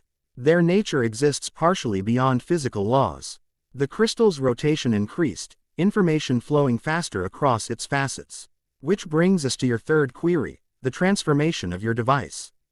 The display shifted to show the Omnitrix in incredible detail, not merely its physical components but the energy patterns flowing through and around it. The void energy integration was visible as dark currents merging harmoniously with the device's original green energy signature. The Omnitrix was created by Azimuth as a tool for understanding, a means to experience the diversity of life forms throughout the universe. Yet its potential was always greater than its creator fully comprehended. This statement surprised Ben. You're saying Azimuth didn't understand his own creation? Creators rarely perceive all possibilities within their works, the cartographer responded. The Omnitrix's core technology resonates with fundamental universal constants. Its integrat ion with your genetic structure created an unprecedented interface between consciousness and cosmic potential. The display showed Ben's DNA intertwined with the Omnitrix's energy patterns, a symbiote. See relationship that had grown more complex over years of use. Contact with void energy has awakened dormant pathways within the device, evolutionary potential that existed from its inception but required specific catalysts to activate. The threshold script, Ben realized, examining the symbols on the Omnitrix's rim. What does it mean? It is a programming language of reality itself, the cartographer explained. Instructions for interfacing between existence and void. The script rewrites the Omnitrix's fundamental parameters, allowing it to access transformations beyond conventional matter. The implications were staggering. You're saying the Omnitrix is evolving to counter Zymos, to access void energy constructively rather than destructively. Correct. It is becoming what it must, a bridge between realms. The Voidborn Omnitrix. The name resonated deeply, feeling simultaneously new and somehow inevitable. Voidborn, Ben repeated. And that's what Vexa meant by calling me the Forger. I'm supposed to forge this new version of the Omnitrix. Not alone. The crystal's facets briefly showed a female figure composed of starlight and shadow, Vexa as Ben had seen her in his dream. The Threshold Guardian has chosen you as her instrument in this cosmic rebalancing. Together, you must forge what has never existed, an interface between matter and void that preserves the separation while allowing controlled interaction. How? Ben asked simply. 3 components are required for the complete transformation, the cartographer answered. The Chronos crystal, to stability. Z temporal fluctuations inherent in void manipulation. The void ichor, essence of the space between spaces. And a fragment of collapsed reality, matter from a universe that has already undergone the fate Zymos desires for all. The crystal displayed each component in turn. A multifaceted crystal similar to the cartographer itself but smaller and pulsing with temporal energy, a swirling liquid dark nest contained in what appeared to be a vial of impossible geometry, and a shard of material that seemed to exist in negative space, defined by its absence rather than its presence. Where do we find these components? Ben asked. The Chronos crystal resides in the asteroid field of the shattered world Chronos Prime, where time flows inconsistently through space. The void ichor pools in the Poc.et dimension known as the inverted cathedral, where reality curves back upon itself. The reality fragment exists in the possession of the null archivists, those who preserve what has been lost to cosmic catastrophe. Each location appeared on the universal map, highlighted with specific coordinates. Ben committed them to memory, knowing the information would be crucial. One final warning, Benjamin Tennyson, the cartographer said. Its rotation slowing. The forging process will require more than assembling components. It demands sacrifice, the willingness to surrender what you are to become what you must be. The Voidborn Omnitrix cannot be separated from its wielder as your current device can. The integration will be complete, irreversible. The seriousness of this warning wasn't lost on Ben. What exactly does that mean for me? Transformation. As the Omnitrix evolves, so too must its wielder. Your consciousness will expand beyond human limitations. Your perception will transcend conventional dimensions. You will exist partially between realms, neither fully of matter nor fully of void. I'll become like Vexa, Ben realized. A threshold entity, similar but distinct. Your humanity remains your anchor and your strength. The balance you achieve will be unique, the first of its kind. The crystal pulsed one final time, its facets displaying rapid sequences of possible yours, some showing triumph over cosmic darkness, others showing failure and the collapse of reality itself. The images were too quick to fully comprehend, impressions rather than clear visions. Time grows short, the cartographer concluded. Zymos approaches the penultimate nexus point. Once breached, only the terminal nexus remains. The forging must be completed before then, or all returns to void. The starfield began to shift around them, the sense of separate experience fading as awareness of his companions returned. Ben could perceive them gradually reappearing beside him, each emerging from their own interface with the cartographer. Wait, he called, one crucial question remaining. Why me? Why the Omnitrix? The cartographer's response came as the crystal's brilliance began to fade, its final words lingering in Ben's consciousness. The universe seeks balance through its instruments. You have wielded many forms, many beings, yet maintained your essential self. The void recognizes in you what it lacks, constancy amidst change. The Omnitrix is the perfect conduit, technology designed to bridge differences, to unite disparate forms under single consciousness. Together, you become the ideal countermeasure to cosmic collapse. The forger and the forged, united in purpose. Reality reasserted itself with jarring abruptness. Ben found himself standing beside Lyra, Nissa, and Zara on the crystalline path. The cartographer's pedestal before them now appearing dormant, its facets dim and still. His companions looked as disoriented as he felt, each processing their individual experiences with the cosmic entity. Did you all, Ben began, see different aspects of the same information? Yes, Lyra finished, her scientific mind already organizing what she'd learned. The cartographer showed me the physics of void breaches, the mathematical progression of reality collapse. The theoretical framework for the Voidborn Omnitrix. I received tactical data, Nissa added. Void Lord weaknesses, combat approaches. Strategic maps of critical defense points. And I was given diplomatic contexts, Zara contributed, her silver eyes wide with the impact of the information. Historical precedents for cosmic-scale negotiations, communication protocols for threshold entities, alliance structures that could be leveraged against Zymos. Complementary information, Ben realized. Each tailored to our specific roles. Precisely what we need to proceed, Lyra agreed, her excitement evident despite the gravity of the situation. The cartographer wasn't just answering questions, it was equipping us. The crystalline path began to contract behind them, stars fading as the environment reverted to a more conventional chamber within the archives. The massive doors reappeared, opening to reveal the waiting archivists. You have communed with the cartographer, the prime archivist stated, observing their expressions. The knowledge transfers are complete. Yes, Ben confirmed, we know what we need to do next. He glanced at his companions, seeing determination reflected in each face. We need to retrieve 3 components to complete the Omnitrix's transformation. The Chronos Crystal, the Void Ichor, and the Reality Fragment. The Prime Archivist nodded. A formidable quest with little margin for error. You knew what the cartographer would tell us? Lyra asked, surprised. We are archivists. Knowledge is our domain. The Prime's translucent features shifted with something like concern. The components you seek have been sought before, by others with different purposes. Their locations are not secret, merely difficult and dangerous to access. Which means Zymos might already be pursuing them, Nissa concluded, her hunter's instincts immediately identifying the strategic implication. A reasonable assessment, the Prime Archivist agreed. Though void entities find certain locations inherently hostile to their nature. The Chronos Crystal's temporal field, for instance, creates instability in void matter. Then that's where we start, Ben decided. The asteroid field of Chronos Prime. The archivists conferred briefly before the Prime addressed them again. We will provide navigational data and historical records regarding each component. However, we cannot offer direct assistance beyond our walls. The archives must maintain neutrality in cosmic conflicts, even those threatening reality itself. Bureaucracy at its finest, Lyra muttered under her breath. Not bureaucracy, drive, Solaris, necessity, the Prime corrected, apparently having heard her comment. The archives, neutrality is what allows us to preserve knowledge from all sources, including those in opposition. Should we take sides, vast portions of cosmic history would be lost forever. Zara stepped forward, her diplomatic training evident in her respectful approach.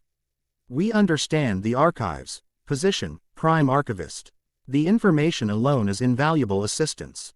As they prepared to depart, gathering the data crystals the archivists provided, an alarm suddenly resonated throughout the chamber, a harmonic tone that caused the crystalline structures to vibrate visibly. What's happening? Ben asked, instantly alert.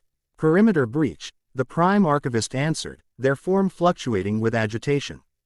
Unauthorized entities attempting archive. Access through dimensional displacement. Void creatures, Nissa identified immediately, her hands moving to her weapons.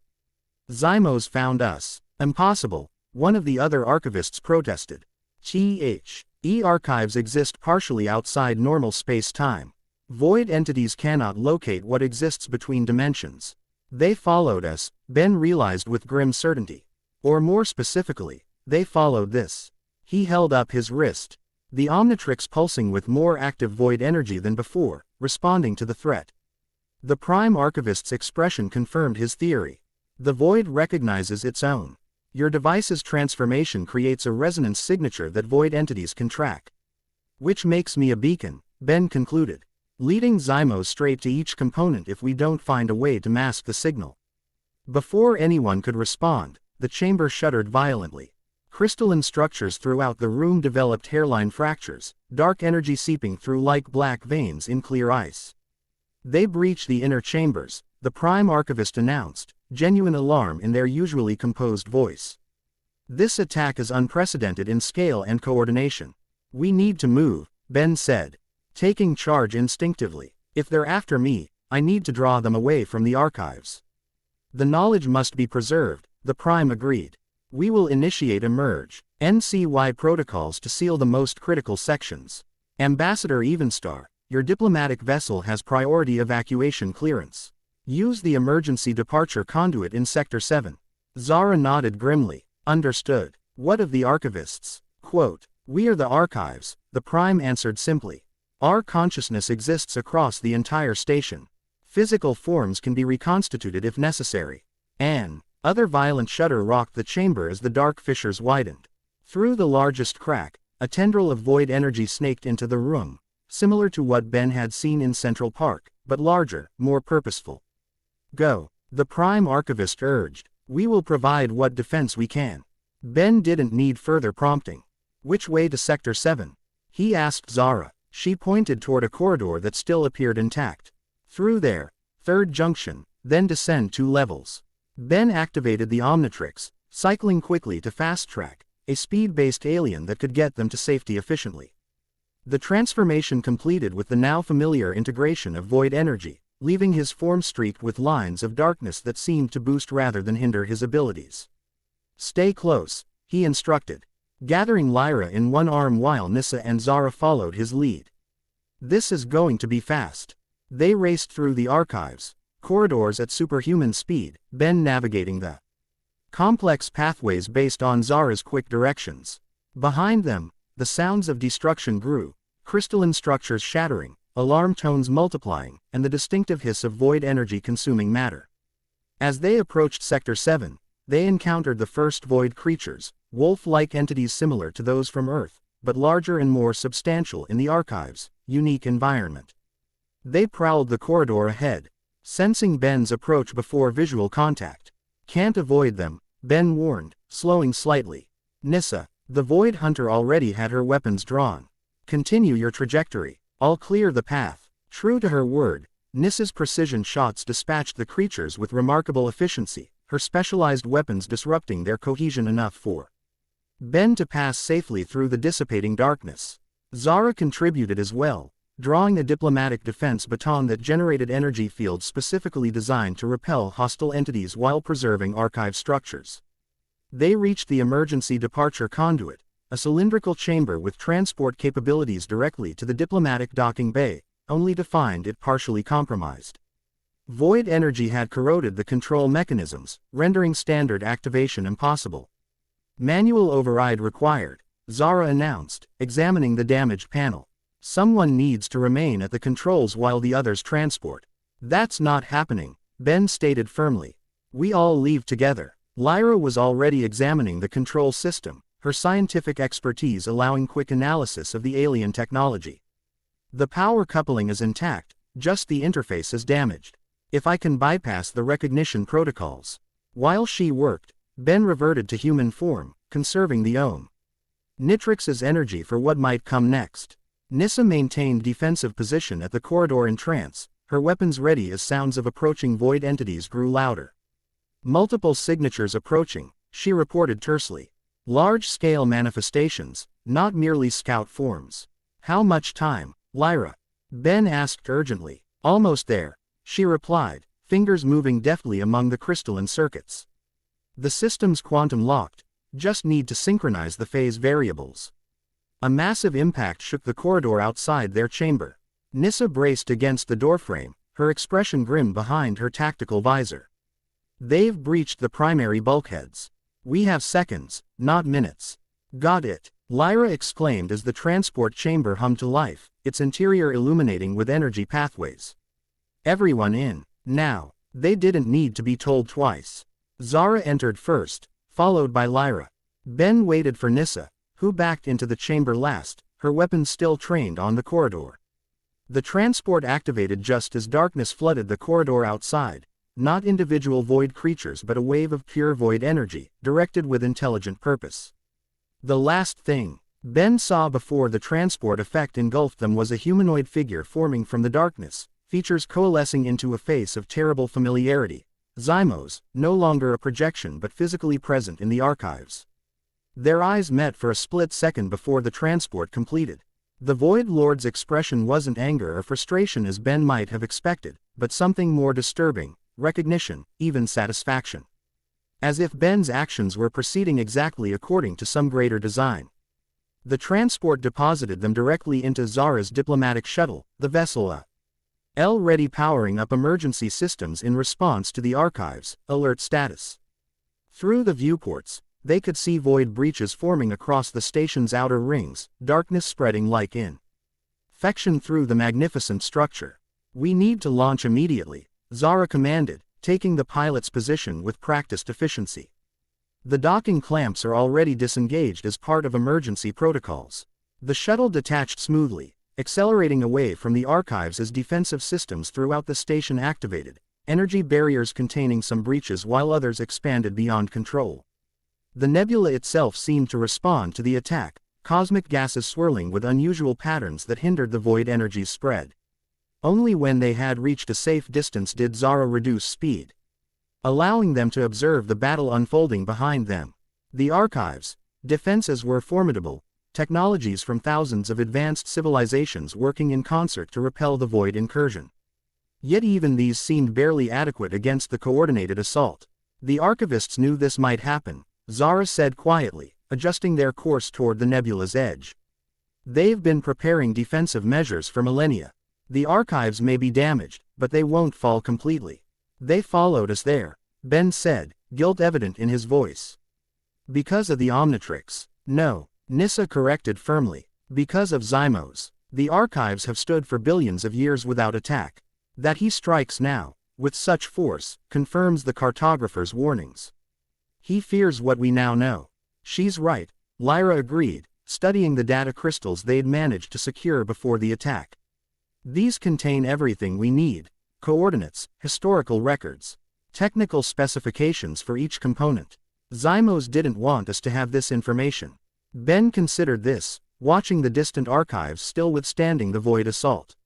Then we need to use it quickly, before he can organize his next move. The Chronos crystal first, Nissa suggested, practical as always. As the archivists noted, its temporal field creates natural protection against Void entities. Agreed, Ben said, turning to Zara. Can your shuttle reach the Chronos Prime asteroid field? The diplomat nodded, already calculating routes. With a refueling stop at the Tantalus outpost. The diplomatic credentials should expedite the process. Then let's move, Ben decided. The clock is ticking on reality itself. As the shuttle accelerated to FTL speeds, leaving the embattled archives behind. Ben examined the Omnitrix once more. The device seemed different again. The void energy now flowing more naturally through its systems, the threshold script glowing with steady purpose rather than erratic pulses. It's adapting, Lyra observed, watching the changes with scientific fascination. Evolving with each exposure to void energy. The transformation is progressive, not binary. And when it's complete? Ben asked, though he suspected he already knew the answer. The Voidborn Omnitrix, Lyra replied, using the name the cartographer had given. A device that can bridge between existence and void. Something that's never existed before. Something that must exist. Nissa added with quiet certainty, if reality is to survive what comes. The weight of cosmic responsibility settled over Ben, not a new sensation given his years defending Earth and other worlds, but magnified now to universal scale. The Omnitrix had always been more than a tool for transformation. It had been a responsibility, a legacy, a means to protect others. Now it was becoming something even its creator hadn't fully envisioned, an instrument of cosmic balance. As stars streaked past the viewports, Ben recalled Vexa's words from his dream, to forge what has never been. To bridge what must remain separate, yet cannot remain divided. The forger and the forged, united in purpose against the coming collapse. In the darkness between stars, something watched their departure, a presence neither fully matter nor fully void, aware of each movement in the cosmic game now unfolding. Patient, ancient, waiting for the moment when potential would become reality. When the forger would finally understand his true purpose in the balance of all things. Chapter 2 and Chapter 3, The Edge of Everything. Zara's diplomatic shuttle cut through the silence of deep space, its enhanced engines humming with the particular resonance of precision-crafted technology. Ben watched through the viewport as unfamiliar constellations drifted past, stars arranged in patterns no Earth astronomer had catalogued. 3 days had passed since their narrow escape from the archives, 3 days of planning, preparation, and growing unease. Approaching the Tantalus outpost, Zara announced from the pilot's seat, her silver eyes reflecting the navigational displays. We'll need approximately 2 VU-RS for refueling and supply acquisition before continuing to the Chronos field. 2 hours too long, Nissa remarked, checking her weapons with methodical precision. The Void Hunter hadn't fully axed since their departure from the archives, maintaining a vigilance that might have seemed paranoid if not for recent events. Zymos will have agents watching major outposts. Unfortunately, we don't have alternatives, Lyra countered, not looking up from the data crystals she'd been analyzing continuously. The shuttle's range is impressive but not infinite. Without refueling, we'd be stranded halfway to Chronos Prime. Ben flexed his left hand, trying to work out the strange numbness that had been plaguing him intermittently. The Omnitrix's transformation continued at a cellular level, microscopic tendrils of void energy occasionally spreading up his forearm before receding back into the device. Each episode lasted longer than the previous one. We'll be cautious at Tantalus, he decided. closing his fist as another wave of pins and needles sensation passed through his fingers. Minimal contact, quick resupply, immediate departure. Zara glanced at him, her diplomatic training not quite masking her concern. The numbness is worse, just different, Ben replied, not wanting to worry the team unnecessarily. The void energy seems more exploratory now, less random. That tracks with my analysis, Lyra said, finally looking up from her work. Dark circles beneath her eyes testified to minimal sleep, her scientific curiosity driving her beyond normal human limits.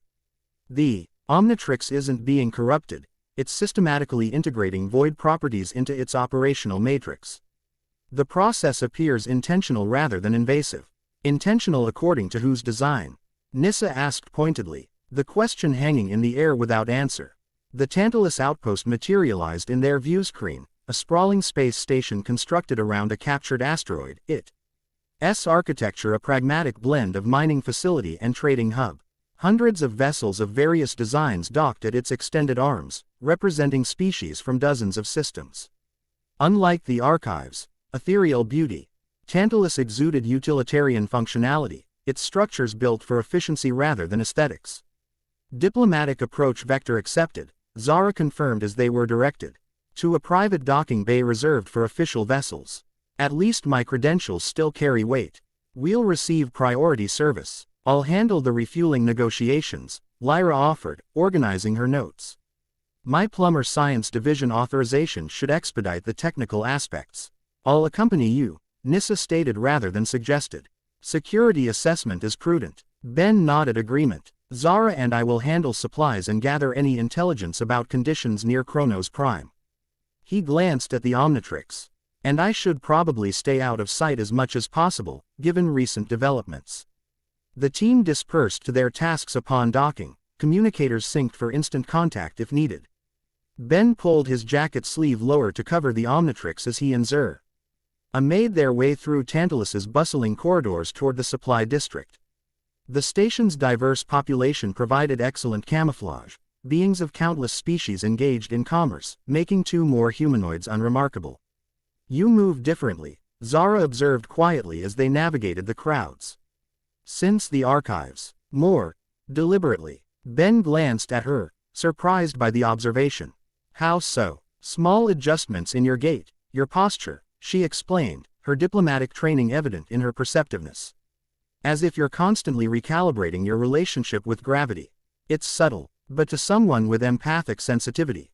She tapped her temple, indicating her Letarian abilities. Ben hadn't noticed the changes himself, but Zara's description matched the strange sensations he'd been experiencing, moments when his body seemed slightly disconnected from physical space, as if partially existing elsewhere. The Omnitrix changes are affecting me more directly, he admitted, keeping his voice low. Sometimes I feel like I'm seeing, between things, beyond normal perception. Zara nodded as if this confirmed a theory. The cartographer warned of transformation beyond the device itself. Your consciousness is beginning to expand. Her silver eyes studied him with both concern and fascination. Does it frighten you? The question was surprisingly direct, lacking the diplomatic caution Zara typically employed. Ben considered it honestly as they entered the supply market, a vast chamber filled with stalls offering goods from across the galaxy. Not frightened, he finally answered. But, aware of the implications. If this continues, I might not be entirely human at the end. Few truly remarkable beings are entirely anything, Zara replied with unexpected wisdom. Being between worlds, between states, it offers perspective others lack. Her words carried the weight of personal experience, reminding Ben of her own mixed heritage. Before he could respond, a sudden commotion erupted across the market, shouts followed by the distinctive sound of energy weapons discharging. So much for staying inconspicuous, Ben muttered, instantly alert. What's happening? Security forces, Zara identified, watching as armored figures pushed through the crowd toward the disturbance. Tantalus has strict regulations against violence within commercial zones. Ben's communicator activated with Nissa's voice. Tennyson, market sector situation assessment requested. Unknown conflict, security responding, he replied concisely. Your status? Refueling proceeding without incident, she reported. Exercise caution. Will maintain position with Dr.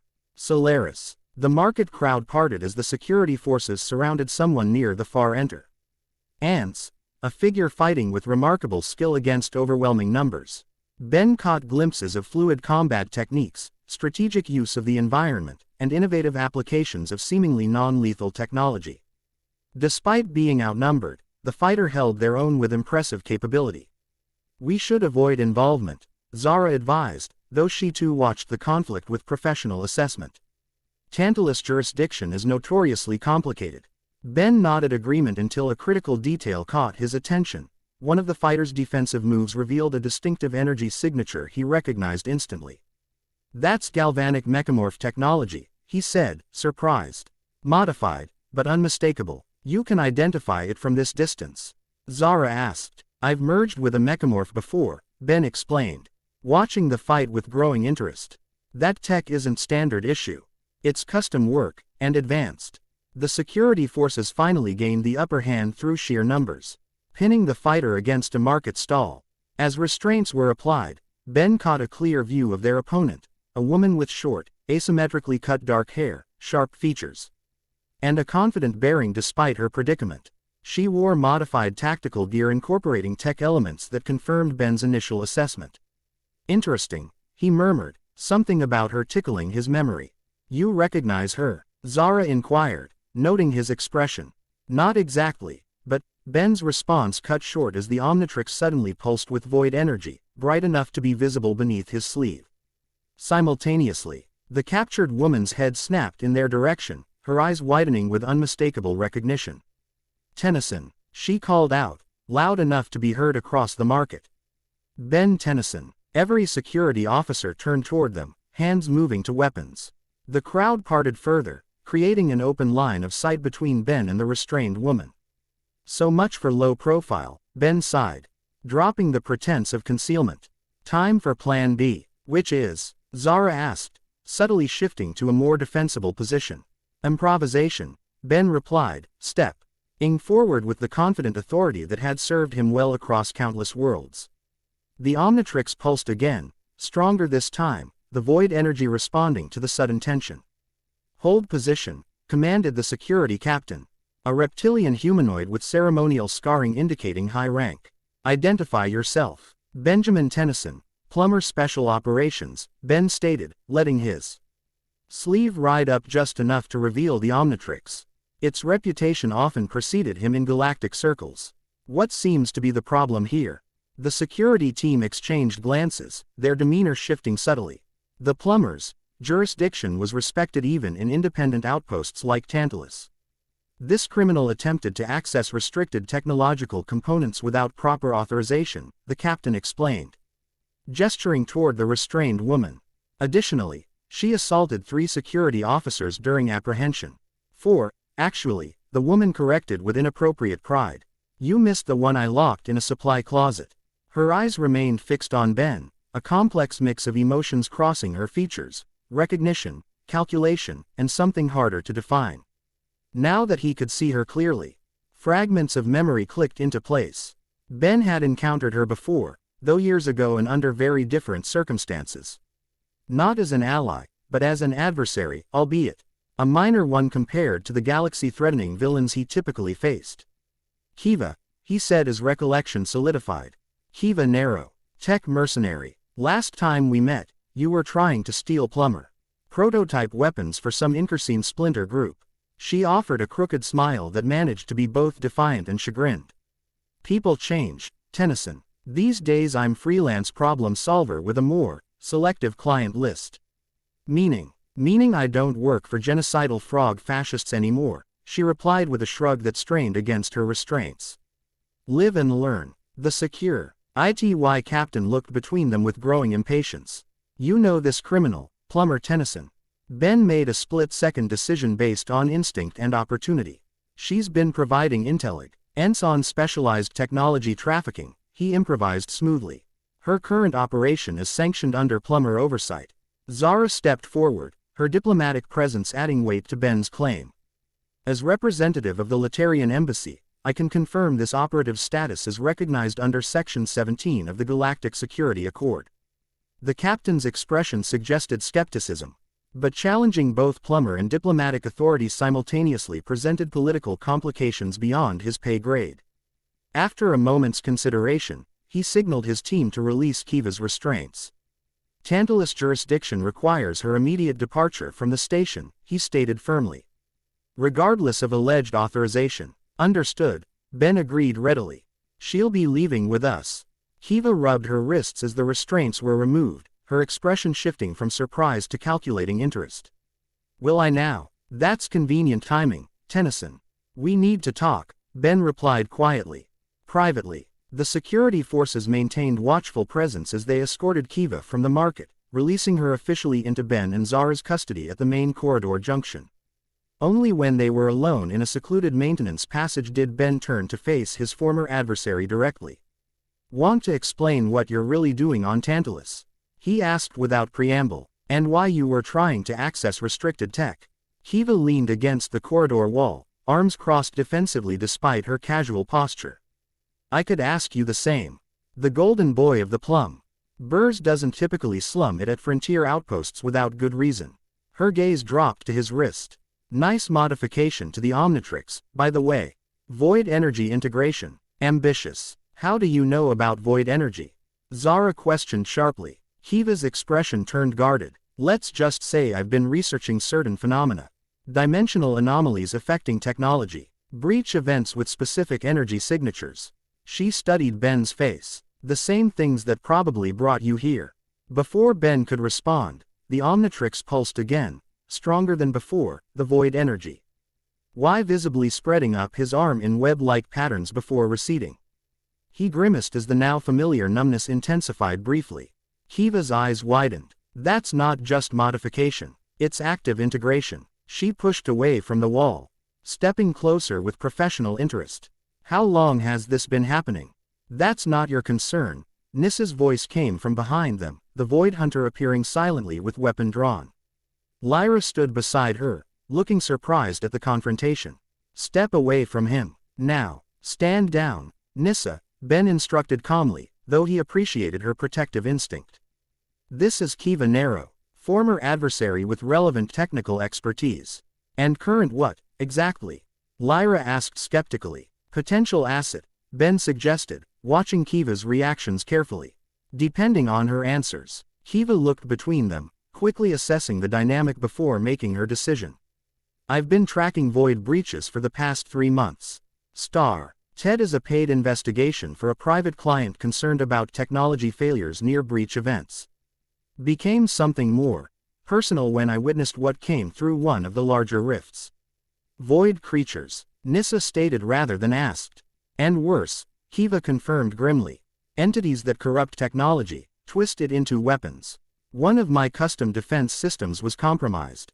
It killed people before I could deactivate it. Her expression hardened with genuine regret. So yes, I've been acquiring components to build detection and containment systems. Not exactly popular merchandise through official channels. The void breaches are accelerating, Lyra said, scientific curiosity overriding her initial suspicion. If you've been tracking them independently, your data could be valuable comparative reference. Refueling is complete, Nissa reported, returning to immediate priorities though her posture remained alert. We should depart within 30 minutes to maintain schedule. Depart where? Kiva asked, interest piqued. Ben exchanged glances with his companions, a silent conference about how much to reveal. The coincidence of encountering someone with Void BR. Each experience seemed too convenient to dismiss, yet caution remained prudent. Chronos Prime Asteroid Field, he finally answered, watching her reaction closely. We're retrieving something called the Chronos Crystal. Kiva's expression shifted from surprise to thoughtful calculation. The temporal regulator. That's ambitious. The field has pocket time distortions that make navigation nearly impossible. You know of it, Zara observed. By reputation only, Kiva admitted. It's on every high-value mythical tech list in the mercenary community. Never found anyone who could navigate the temporal hazards successfully. Which is precisely our current challenge, Lyra noted. The data we recovered provides coordinates but limited navigational guidance through the distortion fields. Kiva's eyes lit with the particular enthusiasm of a technical specialist presented with an interesting problem. I might be able to help with that. My ship has experimental chronometric shielding, designed to protect sensitive equipment near temporal anomalies. You have your own ship? Ben asked, surprised. A modified Chimeran scout vessel, she confirmed with evident pride. Fastest thing in 3 sectors with custom tech integration you won't find anywhere else. Convenient, Nissa commented skeptically. Perhaps too convenient. Coincidence is a luxury void hunters cannot afford. Ben quoted back to her with a slight smile. Your words, if I recall. Nissa's violet eyes narrowed, but she inclined her head in acknowledgement of the point. Why would you help us? Lyra asked Kiva directly. What's your interest in this? Kiva's casual demeanor slipped momentarily, revealing something harder beneath. Because I've seen what these void breaches do. Because whatever's causing them needs to be stopped. She glanced at Ben's Omnitrix. And because that transformation you're undergoing is either going to help fix this problem or make it catastrophically worse. Either way, I want front row seats. Brutal honesty, Zara commented, her Letarian senses apparently detecting no deception. Refreshing in its way. Ben considered their options. Kiva's ship and technical expertise could prove invaluable, particularly given the navigational challenges ahead. Her knowledge of void breaches suggested useful experience, regardless of her morally ambiguous past. We leave in 30 minutes, he decided. If your ship is as good as you claim, it might be exactly what we need for the Chronos field. But understand this, any sign of betrayal or hidden agenda, and you'll find out exactly how much my team and I have evolved since our last encounter. Kiva's smile held equal parts challenge and respect.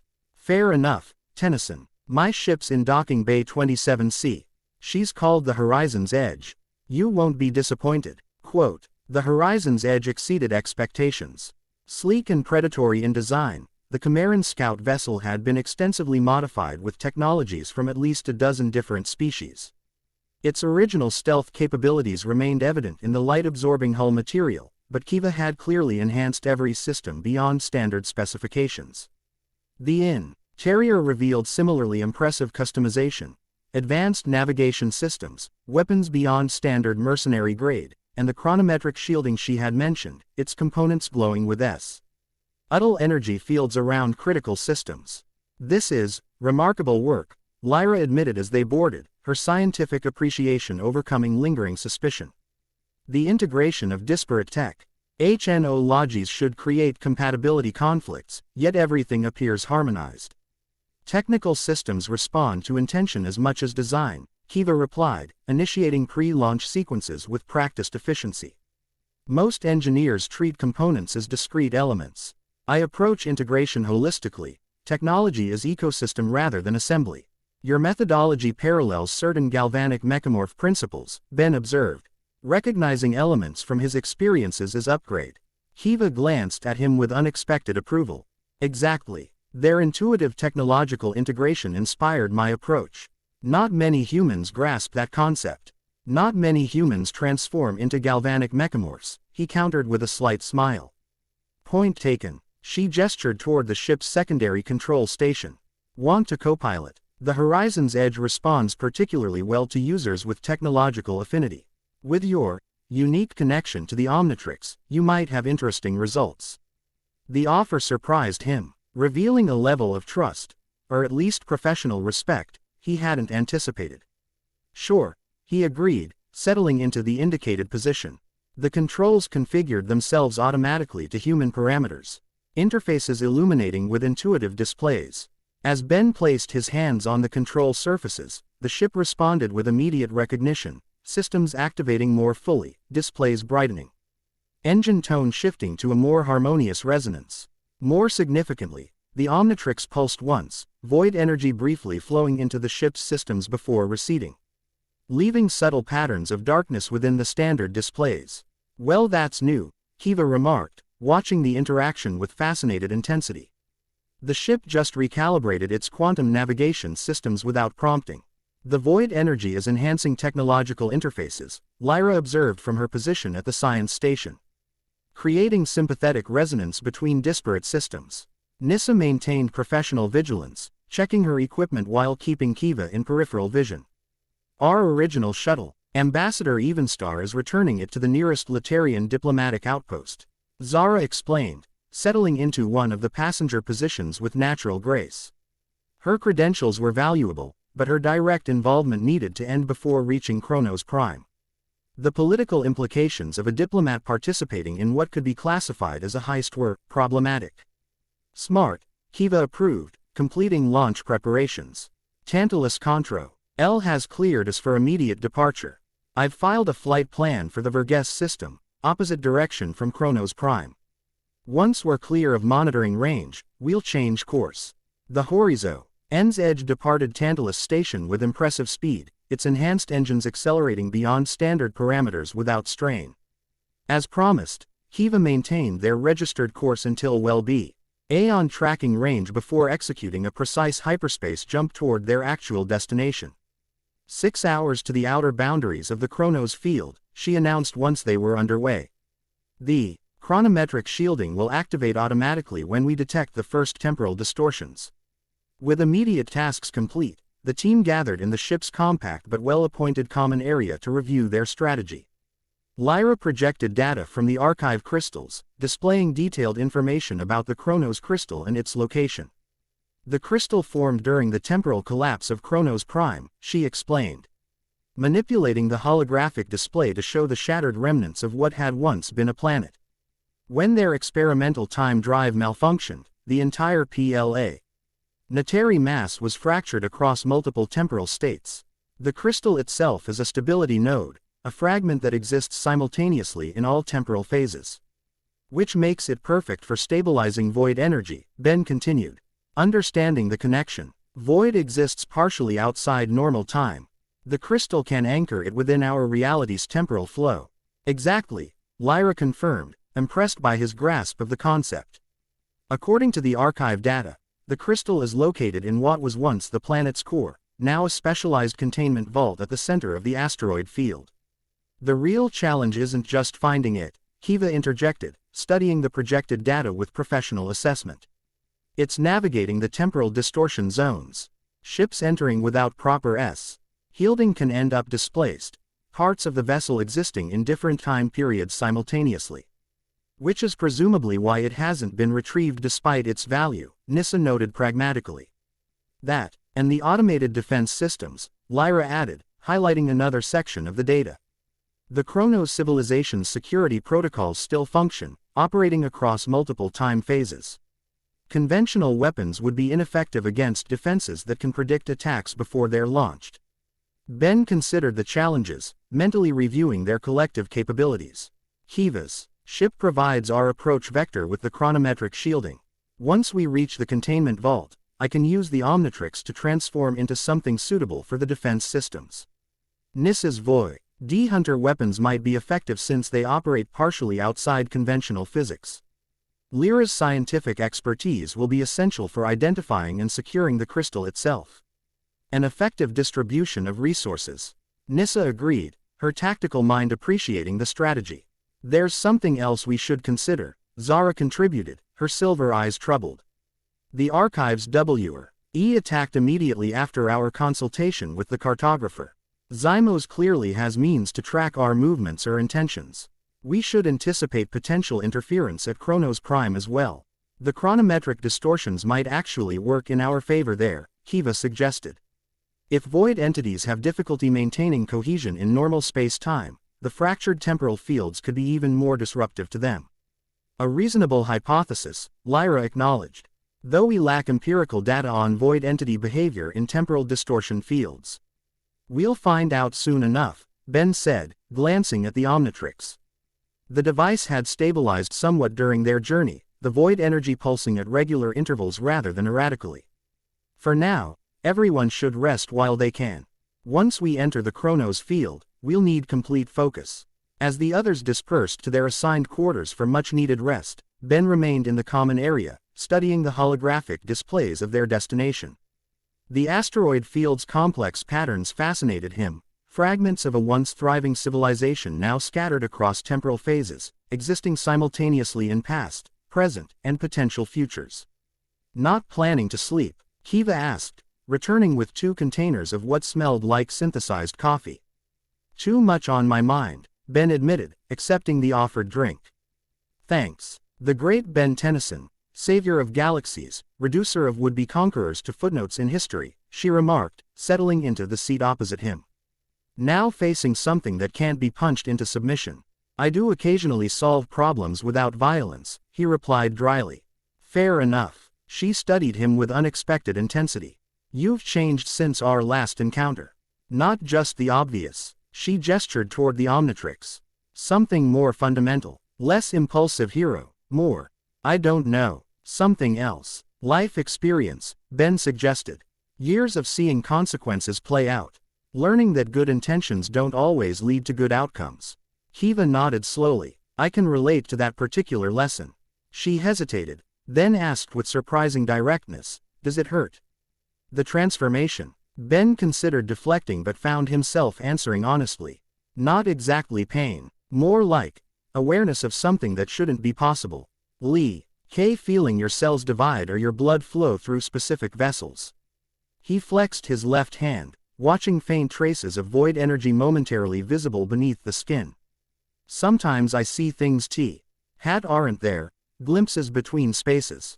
Reality gets porous. Sounds terrifying, Kiva observed. Sometimes, he acknowledged. Other times it's almost beautiful. Like seeing the underlying structure of everything. He shook his head, smiling self-consciously. Probably sounds ridiculous. Not ridiculous, she countered seriously. Just beyond ordinary human experience. Which seems to be your specialty. Their conversation was interrupted as alarms suddenly blared throughout the ship. Kiva was instantly alert, accessing system diagnostics through a holographic interface that materialized at her gesture. Proximity alert, she reported as Nissa and Lyra rushed into the common area, instantly battle-ready despite their interrupted rest. Something's approaching at high velocity. Unidentified configuration. We're still hours from the Chronos field, Lyra noted with concern. Ben activated the ship's external sensors, displaying the approaching object on the main viewscreen. The image clarified to reveal what appeared to be a conventional transport vessel, until the visual enhancement protocols activated, revealing subtle distortions around its hull. Void energy signature, Nissa identified immediately. Her hunter's expertise unmistakable. Corrupted vessel. Pilot is likely compromised. Corrupted how? Ben asked, already moving toward the bridge with the others following. Void entities can sometimes infect technology rather than manifesting physically, Nissa explained grimly. They hollow out conventional systems, replacing function with void-based analogs. If the pilot still exists, they're merely a puppet now. Kiva took the main pilot position, Ben settling into co-pilot without discussion. The ship's systems responded to their synchronized commands, bringing weapons and defensive systems to full readiness. They're on an intercept course, Kiva confirmed, her voice shifting to professional calm. Definitely targeting us specifically. How would they find us in deep space? Lyra questioned. We're nowhere near regular travel routes. Ben glanced at the Omnitrix, which had begun pulsing more actively as the corrupted vessel approached. I think we know the answer to that. The void-corrupted ship accelerated suddenly, its engines flaring with unnatural darkness rather than conventional propulsion energy. Its course adjustment brought it directly into their path, forcing an immediate response. Evasive maneuvers, Ben suggested. Already on it, Kiva replied, her hands dancing across controls with practiced precision. The Horizon's Edge responded beautifully, executing a complex spiral maneuver that should have cleared them from the intercept path. Should have, except the corrupted vessel anticipated the move perfectly, adjusting its own trajectory with impossible precision to maintain intercept course. It's predicting our movements, Kiva realized with professional admiration despite the circumstances. Some kind of void-based predictive algorithm. Then we need to be unpredictable, Ben decided, placing his hand directly on the ship's main interface panel. The Omnitrix pulsed strongly, void energy flowing from it into the ship's systems. Displays flickered momentarily, standard configurations replaced with void-flecked alternatives that somehow conveyed more information through less conventional means. Kiva's eyes widened as she absorbed the transformed displays. I've never seen control interfaces like this. Neither have I, Ben admitted. But it feels right. Try now. She didn't question further, adjusting her piloting approach based on the new information. The Horizon's Edge responded with unprecedented maneuverability, executing course changes that seemed to bend the normal rules of inertia and momentum. This time, the corrupted vessel failed to anticipate their movement, its course correction lagging crucially behind. Weapon range achieved, Nissa announced from the tactical station. Targeting solutions available. Hold fire, Ben instructed, studying the corrupted vessel. Something's not right about this. It's too isolated, too convenient. A test, Nissa agreed, reaching the same conclusion. Probing our capabilities rather than mounting serious attack. Or a distraction, Lyra suggested suddenly, drawing our attention while her theory proved immediately correct as secondary alarms activated. The ship's sensors detected multiple void energy signatures materializing directly aboard, small breaches forming within the Horizon's Edge itself. Internal security breach, Kiva announced tersely. Void manifestations in the cargo hold, engineering section, and crew quarters. Intentional infiltration, Nissa confirmed, already drawing her specialized weapons. They're testing the Omnitrix's response in confined quarters. Kiva, maintain evasive patterns against the external threat, Ben instructed, rising from his position. Nissa, with me to address the internal breaches.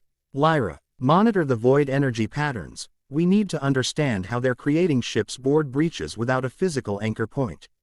The team divided efficiently, each member focusing on their area of expertise. Ben and Nissa moved toward the nearest breach point in the cargo hold, while Lyra converted a secondary console to scientific analysis mode, her fingers flying across controls as she established monitoring protocols. The cargo hold presented an immediately troubling scene. A void breach approximately 3 feet in diameter hovered between storage containers. Its edges pulsing with that now familiar dark energy. Unlike previous breaches, this one maintained perfect stability despite the ship's movement through space, suggesting a level of control beyond what they'd witnessed before. Advanced breach mechanics, Nissa observed, adjusting her weapons to optimal settings. Artificially stabilized against external reference points, meaning someone's controlling it precisely. Ben concluded, studying the breach with both visual and newly enhanced perceptions. The Omnitrix pulsed steadily now, void energy flowing up his arm in regular patterns that no longer receded completely. Something's coming through. As if responding to his observation, the breach expanded suddenly. Dark tendrils extended into the cargo hold, not the animal void creatures they'd encountered previously, but something more deliberate in its formation. The darkness coalesced into a humanoid shape, features gradually resolving into a face Ben recognized with cold certainty. Tennyson, Zymos greeted, his form more substantial than during their first encounter in Central Park. The Void Lord appeared almost solid now, though darkness still flowed around and through him like liquid shadow. The Forger progresses in his transformation. Good, Zymos, Ben acknowledged, the Omnitrix pulsing stronger in the entity's presence. I'd say it's nice to meet you properly. But we both know that would be a lie. The Void Lord's expression might have been amusement, though his features remained alien enough to make interpretation difficult. Honesty. A cur. IOUS human virtue that serves no evolutionary purpose. His gaze shifted to Nissa. The last hunter. Your predecessors understood necessity better than you. They would have joined me. They died rather than surrender to void corruption. Nissa replied, her weapons raised but not yet firing. As would I. Not corruption. Zymos corrected with something like patience. Evolution. Ascension beyond the limitations of singular reality. His attention returned to Ben. Which you are beginning to understand, are you not? The boundaries between states growing permeable. The arbitrary divisions between matter and void revealing their artificial nature. Ben felt the truth in these words despite himself. The void energy integration had indeed changed his perception, allowing glimpses of something beyond conventional reality. Yet he recognized the dangerous seduction in Zymos's framing. Understanding connections doesn't mean destroying the things being connected, Ben countered. You're seeking balance. You're trying to collapse everything back into indifferentiated void. Because that is the natural state, Zymos replied with calm certainty. The separation was always temporary, a cosmic experiment nearing its conclusion. I merely accelerate the inevitable. Why are you here? Ben demanded, keeping the Void Lord engaged while noting that Nissa had subtly adjusted her position for optimal firing angles. Just to philosophize about cosmic inevitability. To observe your progression, Zymos answered simply. And to offer clarity before you commit to a path of unnecessary resistance. He gestured toward the Omnitrix. What transforms upon your wrist is beyond Azimuth's understanding. The Voidborn Omnitrix serves a purpose the Galvan never intended, to bridge the final D. Vision between existence and non-existence. You make it sound like I'm helping your cause, Ben said, disturbed by the implication. All serve the ultimate restoration, knowingly or otherwise. Zymos's form shifted slightly, darkness flowing with more agitation. The components you seek, the Chronos crystal, the Void Ichor, the reality fragment, they are indeed necessary for the complete transformation. But the outcome need not be opposition between us. What's that supposed to mean? Ben asked, genuinely confused by this apparent cooperation. It means, Forger, that your role in Cosmic Balance was always more complex than simple resistance to inevitable change. Zymos extended a hand formed of consolidated darkness. The Threshold Guardian has shown you only one perspective. I offer another. Join me willingly, and the transition need not involve suffering. Reality can be unraveled gently rather than torn asunder. The Omnitrix pulsed violently at these words, void energy spreading further up Ben's arm. Reaching his shoulder for the first time. The sensation wasn't painful but intensely disorienting, as if parts of his consciousness were expanding beyond his physical form. Enough talk, Nissa declared, apparently recognizing Ben's momentary disorientation. Her weapons discharged with perfect accuracy, specialized energy beams striking Zymos directly. The Void Lord's 4M destabilized briefly where the beams connected, darkness dispersing before reconsolidating. His expression shifted to something colder. The hunter chooses the difficult path, as expected. He turned his attention back to Ben. Consider my words while you still retain sufficient humanity to make meaningful choice, Forger. The Voidborn Omnitrix transforms you with each passing moment. Soon, perspective itself will change. Before either Ben or Nissa could respond, ship-wide communication activated with Lyra's urgent voice, multiple void signatures strengthening throughout the ship. The breaches are expanding exponentially. A parting demonstration, Zymos stated calmly, to illustrate the futility of resistance. The breach behind him expanded dramatically, darkness flowing outward to engulf cargo containers, deck plating, and support structures. Where it touched, matter didn't simply disappear, it unraveled, component molecules separating into base particles before those too dissolved into nothingness. Fall back, Ben ordered Nissa, activating the Omnitrix. The transformation to heat blast occurred with unprecedented speed, void energy integrating immediately with the fiery form. Dark veins ran through the flames, changing their color from orange-red to deeper crimson with black cores. The void-enhanced flames proved surprisingly effective against the expanding darkness. Where conventional matter simply unraveled, the transformed fire created boundaries that the void could not immediately cross. Ben used this discovery to create a containment perimeter, buying time for Nissa to retreat toward the corridor. Ship status. Ben called through the communication system as he maintained the flame barrier. External vessel attempting to lock on with some kind of void-based tractor beam, Kiva reported. Strain evident in her voice. Conventional shields failing against it. Drive systems experiencing temporal fluctuations. The void energy is destabilizing our chronometric shielding, Lyra added. If it fails completely near Chronos Prime. One problem at a time, Ben interrupted, backing toward the exit while maintaining his defensive position. Nissa, fall back to the bridge. I'll contain the cargo hold breach. The Void Hunter hesitated only momentarily before acknowledging the tactical wisdom of the order. Confirmed. Do not engage Zymos directly. As Nissa departed, Ben focused his full attention on the expanding void breach and the Void Lord observing his efforts with apparent interest. Impressive adaptation, Zymos noted, watching the void. D-infused flames create effective boundaries. The transformation progresses faster than anticipated. She has chosen well.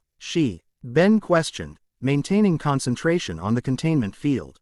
Vexa, the Threshold Guardian, my counterpart and opposite. Zymos stepped forward, the darkness flowing around him like an extension of his will. Once we maintained balance together, Now she clings to artificial separation while I seek restoration of natural unity. The cargo hold breach expanded again, more violently this time. The darkness began overcoming Ben's flame barriers, unraveling void-infused fire despite its enhanced properties. Zymos watched with the clinical interest of a scientist observing an experiment. Your resistance is admirable but ultimately futile, he stated. This vessel will be consumed. A small demonstration of what awaits all structured reality. Ben realized conventional tactics were insufficient against this threat. The Omnitrix pulsed strongly on his chest. Void energy now completely integrated with his heat blast form. Acting on intuition rather than established knowledge, he placed both hands directly against the deck plating and channeled the strange new energy flowing through him. The effect was immediate and unexpected. The void energy spread from his hands into the ship's structure, not destroying or unraveling it, but somehow reinforcing its fundamental pattern against dissolution. The darkness from the breach encountered this strengthened reality and recoiled, unable to unravel what had been essentially vaccinated against its influence. Fascinating, Zymos observed, genuine surprise evident in his tone. You instinctively channel void energy constructively rather than destructively. A rare capability. The ship shuddered violently as the external corrupted vessel intensified its attack. Ben maintained his connection to the deck plating, feeling the void energy spreading throughout the horizon's edge's structure, reinforcing it against both the internal breaches and external assault. Ben. Kiva's voice came urgently through the communication system. Whatever you're doing, it's affecting the ship's systems. The chronometric shielding is recalibrating. Integrating with. I don't even have terminology for this. Is it helping? Ben asked, maintaining concentration on the energy flow. Yes. The void-based tractor beam is losing cohesion. Our shields are adapting to its frequency. Her voice contained equal parts confusion and excitement. The ship is essentially inoculating itself against void energy by incorporating controlled amounts into its systems. Zymos stepped closer, darkness swirling more agitatedly around his form. You accelerate your own transformation with each such act, Forger. The Voidborn Omnitrix responds to necessity, evolving to meet each challenge I present. The implication struck Ben with sudden clarity. You're deliberately pushing the transformation. These attacks aren't just about stopping us from reaching the components. They never were, Zymos confirmed.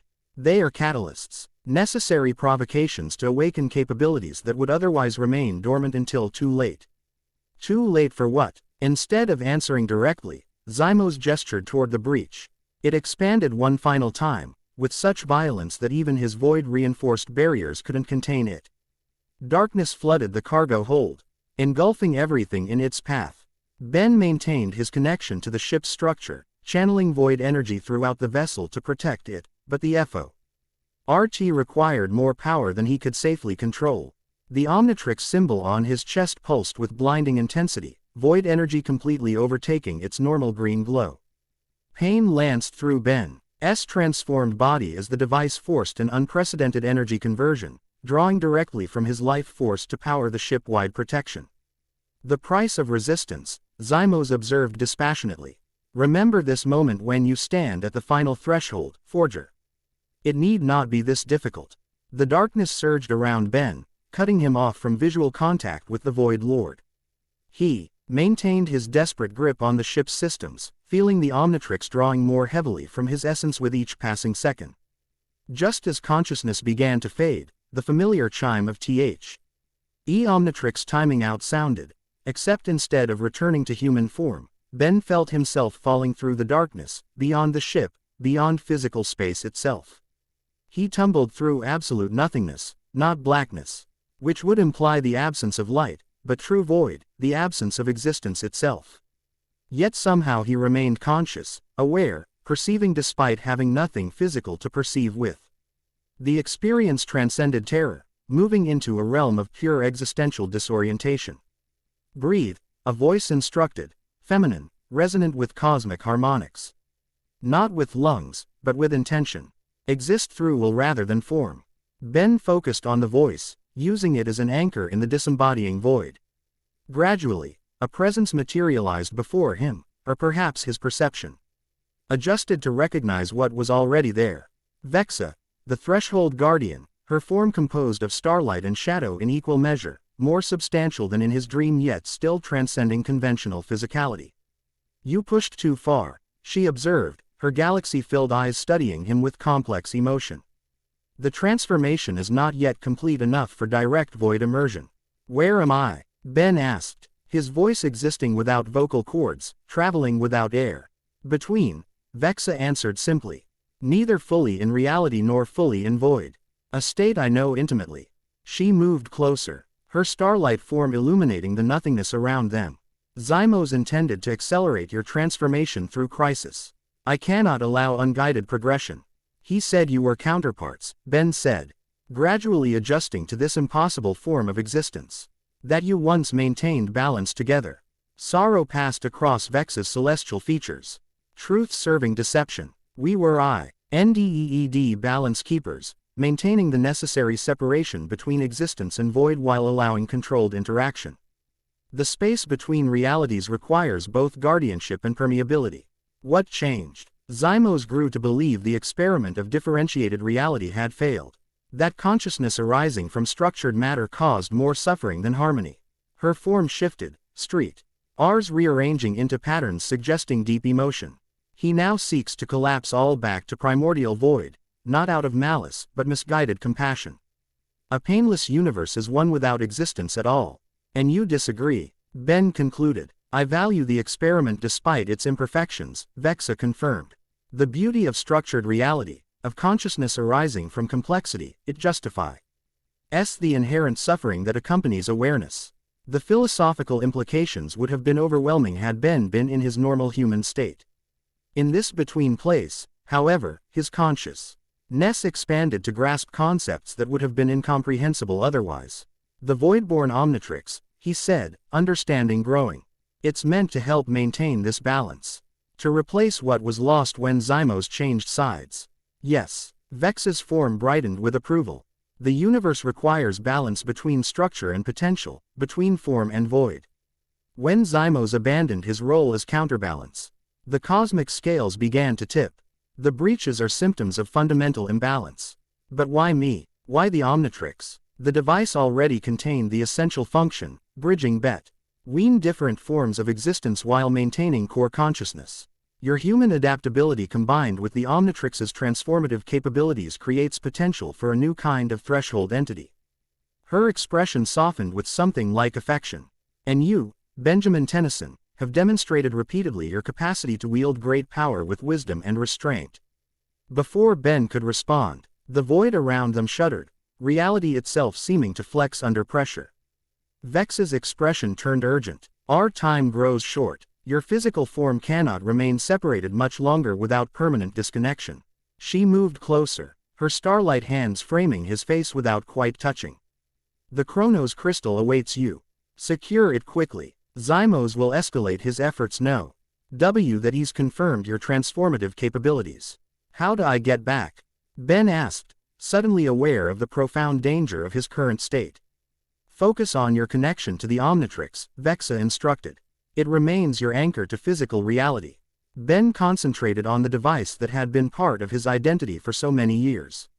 Though he couldn't see it in this formless state, he LD feel its presence, a familiar weight that transcended physical sensation, connecting him to his body across the void. When you return, the transformation will have progressed significantly, Vexa warned. You will perceive reality differently. Trust these new perceptions. They are necessary for what comes. The void shuddered again, more violently. Vexa's form began to disperse, stars and shadows separating as her concentration divided. Zymos attacks in multiple dimensions simultaneously, she explained, voice growing distant. I must maintain the primary boundaries. Return now, Forger. Complete your mission. Ben focused completely on the Omnitrix connection, feeling a pulling sensation as his consciousness began to reorient toward physical reality. Just before the transition completed, Vexa's voice reached him one final time. Remember, at the edge of everything lies the beginning of something else. The void is not emptiness but possibility awaiting form. Reality reasserted itself with jarring abruptness. Ben gasped, lungs burning as if he'd been underwater, his body sprawled on the deck of the horizon's edge. The cargo hold appeared intact, no sign of the void breach or Zymos remaining. The ship hummed with normal operations, though with subtle differences in its energy signature that his newly enhanced perception detected immediately. Ben. Lyra's voice reached him first, her hands helping him sit upright. You've been unresponsive for 17 minutes. We thought you were. She stopped, eyes widening as she fully registered his appearance. Following her gaze, Ben looked down at himself. Though human in form, his appearance had changed significantly. Faint patterns of void energy now flowed visibly beneath his skin, not just in his left arm but throughout his body, creating circuit-like designs that pulsed with his heartbeat. The Omnitrix itself had transformed further, the green and black energies now perfectly balanced, the threshold script around its edge glowing with constant luminescence. Fascinating, Lyra whispered, scientific curiosity momentarily overriding concern. The integration has progressed exponentially. Are you still you? Nyssa asked more practically, weapons not quite pointed at him but ready if necessary. Yes, Ben confirmed, his voice normal despite the visible changes. But I understand more now. About Zymos, about Vexa, about what's happening to reality itself. You were in direct contact with the void, Kiva stated rather than asked, helping him to his feet. Your body remained here, but sensors detected zero consciousness patterns.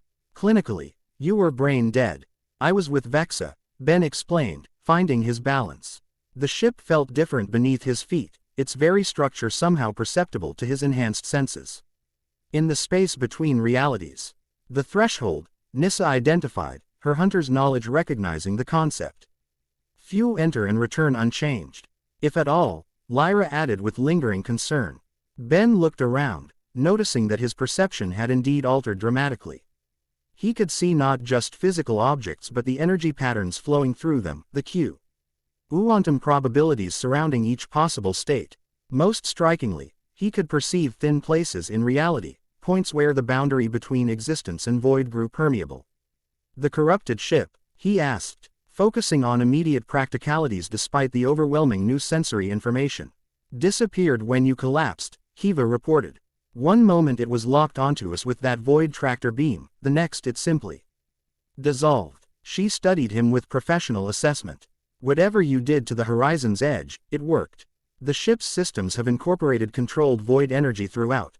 Our chronometric shielding is now operating at 327% of previous capacity. And we're approaching the outer boundary of the Chronos field, Lyra added, checking a data tablet. Your timing is impeccable, assuming you're fit for the mission.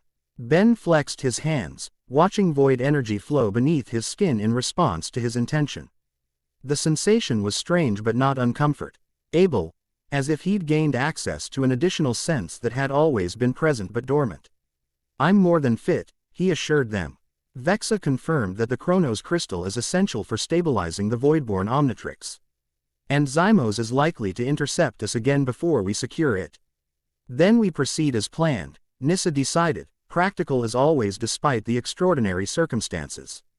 Why? Our enhanced perception may actually improve our chances of navigating the temporal distortions. My thoughts exactly, Ben agreed, moving toward the bridge with renewed purpose. Let's get to our positions. We've got a crystal to retrieve. The Chronos field materialized on their view screens as they approached, a vast debris field of planetary fragments suspended in complex orbital patterns.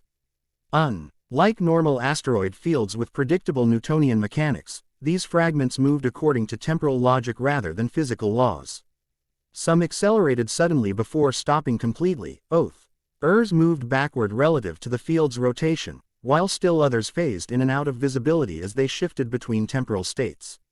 More remarkably to Ben's enhanced perception, each fragment existed simultaneously across multiple time phases, ghostly overlays showing past and future states superimposed on present configuration. The effect created a hypnotic, multidimensional tapestry that would have been disorienting if not for his recent void immersion. Activating chronometric shielding, Kiva announced, her hands dancing across controls with practiced precision. The ship's stems responded with unprecedented synchronization, void-enhanced displays providing multidimensional navigational data. Temporal distortion increasing, conventional sensors failing, Switch to quantum state navigation, Ben suggested, instinctively understanding the ship's new capabilities. The void integration should allow perception across temporal phases. Kiva glanced at him briefly, sir, prized by the technical knowledge he shouldn't possess, before implementing the suggestion. The navigation displays immediately transformed, showing the field's true complexity, overlapping temporal street. Atesh represented in a three-dimensional matrix that conventional technology could never have processed. That's incredible, she murmured, genuine appreciation in her voice. We're seeing the field as it actually exists across multiple time phases simultaneously. The central containment vault is approximately 12 minutes inward at current velocity, Lyra reported, correlating their position with the archive data. However, temporal distortion will make subjective experience variable, meaning 12 minutes might feel like hours or seconds, Ben translated. Keep focused on your internal chronology. Don't trust environmental cues for time passage. As they penetrated deeper into the field, the temporal distortions intensified. Fragments of the shattered planet Kronos Prime grew larger, showing evidence of the advanced civilization that had once existed. Architectural elements frozen in various states of destruction, technological components still operating despite their partial disintegration, and occasionally preserved moments of the catastrophe itself.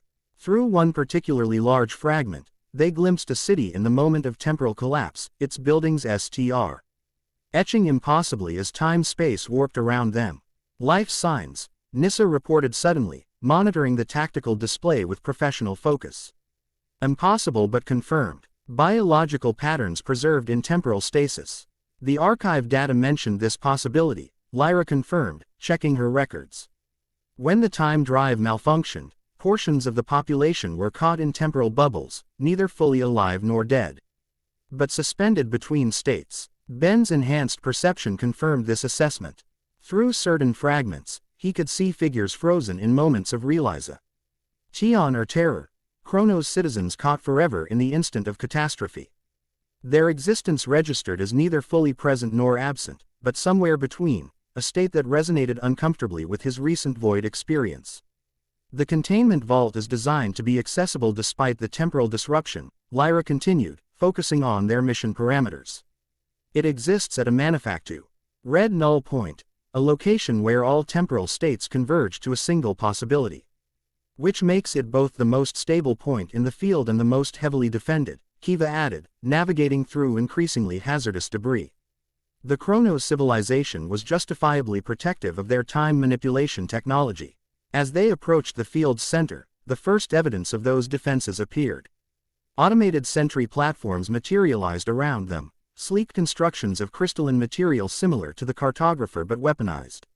They moved with disturbing predictiveness, anticipating course changes before they occurred. Temporal advantage, Nissa identified. They perceive our actions before we execute them. Standard weapons would be useless, Kiva confirmed, executing evasive maneuvers that the sentries anticipated with perfect accuracy. They'll intercept any conventional projectile or energy discharge before it's even fired. Ben studied the sentries with his enhanced perception, noting a critical detail others couldn't see. They're predictive, but limited to probability calculation based on normal space-time physics. Meaning? Lyra asked. Meaning they can't predict void-based actions, he explained, activating the Omnitrix. Their temporal advantage doesn't apply to something partially outside conventional time. The transformation sequence, CE initiated with unprecedented fluidity. Ben selected Diamondhead, a form with both offensive capability and resistance to temporal manipulation due to its crystalline structure. The void energy integrated immediately, creating a version of Diamondhead with obsidian veins running through the normal green crystal, enhancing rather than corrupting the alien DNA. Maintain course for the central vault, he instructed Kiva. I'll handle the sentries. From inside the ship, she questioned skeptically. Not exactly. Ben moved toward the airlock, his transformed body adapted to vacuum exposure. The sentries can't predict what exists partially outside their temporal reference frame. The void-enhanced Omnitrix gives me that advantage. Extremely high risk, Nissa observed, though her tone suggested professional assessment rather than objection. But theoretically sound, Lyra added, studying sensor readings of Ben's transformed state. The void integration should create sufficient temporal uncertainty to confuse their predictive systems. Ben entered the airlock without further discussion, cycling it open once safety protocols confirmed his void-enhanced diamond head form could indeed survive direct exposure to space and the temporal distortions of the Chronos field. As the outer door opened, he launched himself toward the nearest sentry platform, propelling his crystalline bow through the vacuum with precisely calculated force. The effect was immediate and validating. The sentry's weapons tracked and fired at where probability indicated he should be, but the void energy infusing his transformed state created just enough temporal uncertainty that the shots passed harmlessly through space he'd already vacated. Ben landed directly on the sentry platform, crystal hands forming into blades that penetrated its defensive shell with unexpected ease. The platform's systems attempted to compensate, temporal field generators activating to trap him in a slowed time bubble. Again, the void integration proved crucial. His form existed partially outside conventional temporal flow, allowing him to maintain normal movement despite the field effect. With methodical efficiency, he disabled the platform's primary systems before launching himself toward the next target. From the horizon's edge, his companions watched in astonishment as he systematically neutralized the defensive grid, moving with impossible speed and precision through the vacuum, each strike perfectly calculated despite the chaotic temporal environment. The void-enhanced diamond head form glittered dark LY against the backdrop of fragmented planet remains, obsidian and emerald catching light from distant stars. His combat efficiency has increased by approximately 340%, Nissa noted with professional admiration. The void integration enhances both physical capability and tactical awareness. It's not just enhancement, Lyra observed, studying sensor readings with growing fascination. He's operating partially outside normal physics. The sentries can't track him because he exists across multiple potential states simultaneously. Like a quantum particle before measurement collapses the waveform, Kiva suggested. Navigating the ship closer to the central containment vault now that the primary defensive grid was neutralized. Schrodinger's superhero. With the external defenses disabled, Ben returned to the ship, the airlock cycling to admit his crystalline form. The transformation held stable despite extended void energy use, another indication of the progressing integration between the Omnitrix and the cosmic force it now channeled. Approaching final containment perimeter, Kiva announced as Ben rejoined them on the bridge. Readings indicate multiple layers of temporal security systems. The vault itself exists at the convergence point of all temporal phases, Lyra explained, consulting the archive data. According to these records, access requires synchronization with the precise temporal frequency, like tuning an instrument to a specific key. Ben reverted to human form, or at least, his new approximation of human, with void energy still flowing visibly beneath his skin. The Omnitrix recalibrated instantly, its displays showing temporal data he instinctively understood. "I can feel the convergence point," he stated, placing his hand on the navigation console. Void energy flowed from his fingers into the ship's systems, creating an interface between the horizon's edge and the temporal rhythms of the vault. The frequency shifts in patterns based on prime number sequences. If we modulate our approach vector to match, the ship responded to his guidance, its void-enhanced systems adjusting to the complex temporal mathematics he somehow comprehended. Containment vault materialized before them, a perfect sphere of crystalline material suspended at the exact center of the asteroid field, pulsing with energy that existed across all possible time states simultaneously. No conventional docking mechanism, Kiva observed, studying the structure. "How do we access it?" "We synchronize," Ben answered, the knowledge flowing through his enhanced consciousness. "The vault doesn't exist fully in our time phase. We need to shift partially into its temporal state. The chronometric shielding can be recalibrated for temporal phase shifting," Lyra suggested, already making calculations. "But it would require precise control to avoid becoming permanently displaced." "I can provide that control," Ben said with quiet confidence. "The void integrati on allows perception across temporal states." The team worked quickly, reconfiguring the ship's systems according to Ben's instructions. The void-enhanced technology responded with unprecedented flexibility, adapting to specifications that should have been impossible for conventional engineering. As they completed preparations, The vault's crystalline surface rippled, as if recognizing their intention and responding to it. Phase shift initiated, Kiva announced, monitoring systems with professional focus despite the extraordinary circumstances. Temporal displacement at 17% and holding. The sensation was profoundly disorienting for everyone except Ben. Reality seemed to blur around them, solid objects becoming semi-transparent as the ship partially shifted between temporal states. Through the viewports, they could see both the vault as it currently existed and ghostly overlays of its past and future configurations. Remarkable, Lyra whispered, scientific wonder overcoming discomfort. We're perceiving multiple time phases simultaneously. Convergence achieved, Kiva reported as instruments confirmed their successful synchronization with the vault's temporal frequency. We're in phase with the containment structure. The crystalline sphere's surface rippled again, more dramatically this time, before a portion dissolved to create an opening precisely sized for their ship. Inside, a docking area awaited, preserved in perfect condition despite the catastrophe that had destroyed the planet around it. The archive data indicates the Chronos crystal is housed in the central chamber, Lyra said. Checking final details as Kiva guided the ship into the docking area. Protected by authentication protocols keyed to Chronos' genetic patterns, which none of us possess, Nyssa observed practically. Actually, we might have an alternative, Ben suggested, looking at the Omnitrix. The device contains DNA from across the universe, including temporal manipulation species like clockwork. Combined with the Void integration, it might satisfy the authentication requirements. The interior of the vault proved as remarkable as its exterior. Crystalline quarry, doors extended in mathematically perfect patterns, illuminated by light that seemed to flow backward and forward in time simultaneously. Chronometric displays lined the walls, showing the continuing temporal fragmentation of the planet in mesmerizing detail. The Chronos civilization was approaching time mastery when the catastrophe occurred, Lyra explained as they proceeded toward the central chamber. Their work laid theoretical foundations for technologies still in use throughout the galaxy. Including the time-space displacement drive in my ship, Kiva added, her technical appreciation evident despite their mission focus. Though obviously with significant safeguards after what happened here.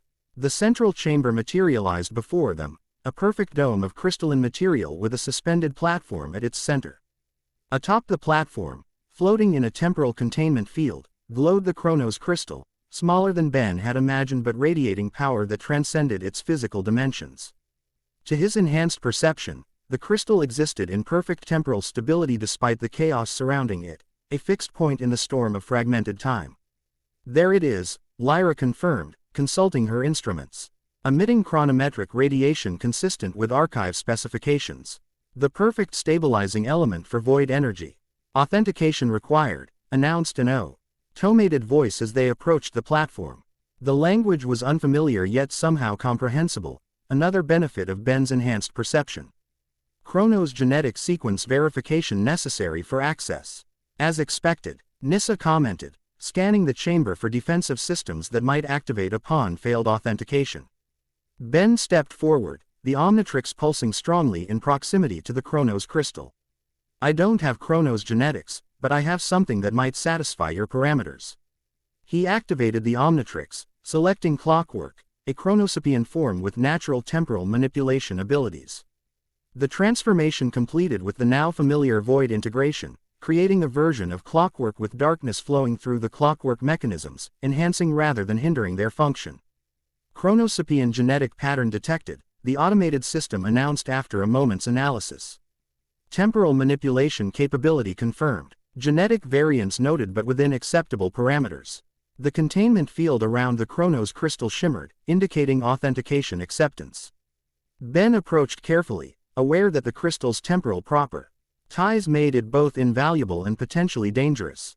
To his enhanced perception, it appeared to exist across all possible timestreams simultaneously, a nexus point of temporal potential.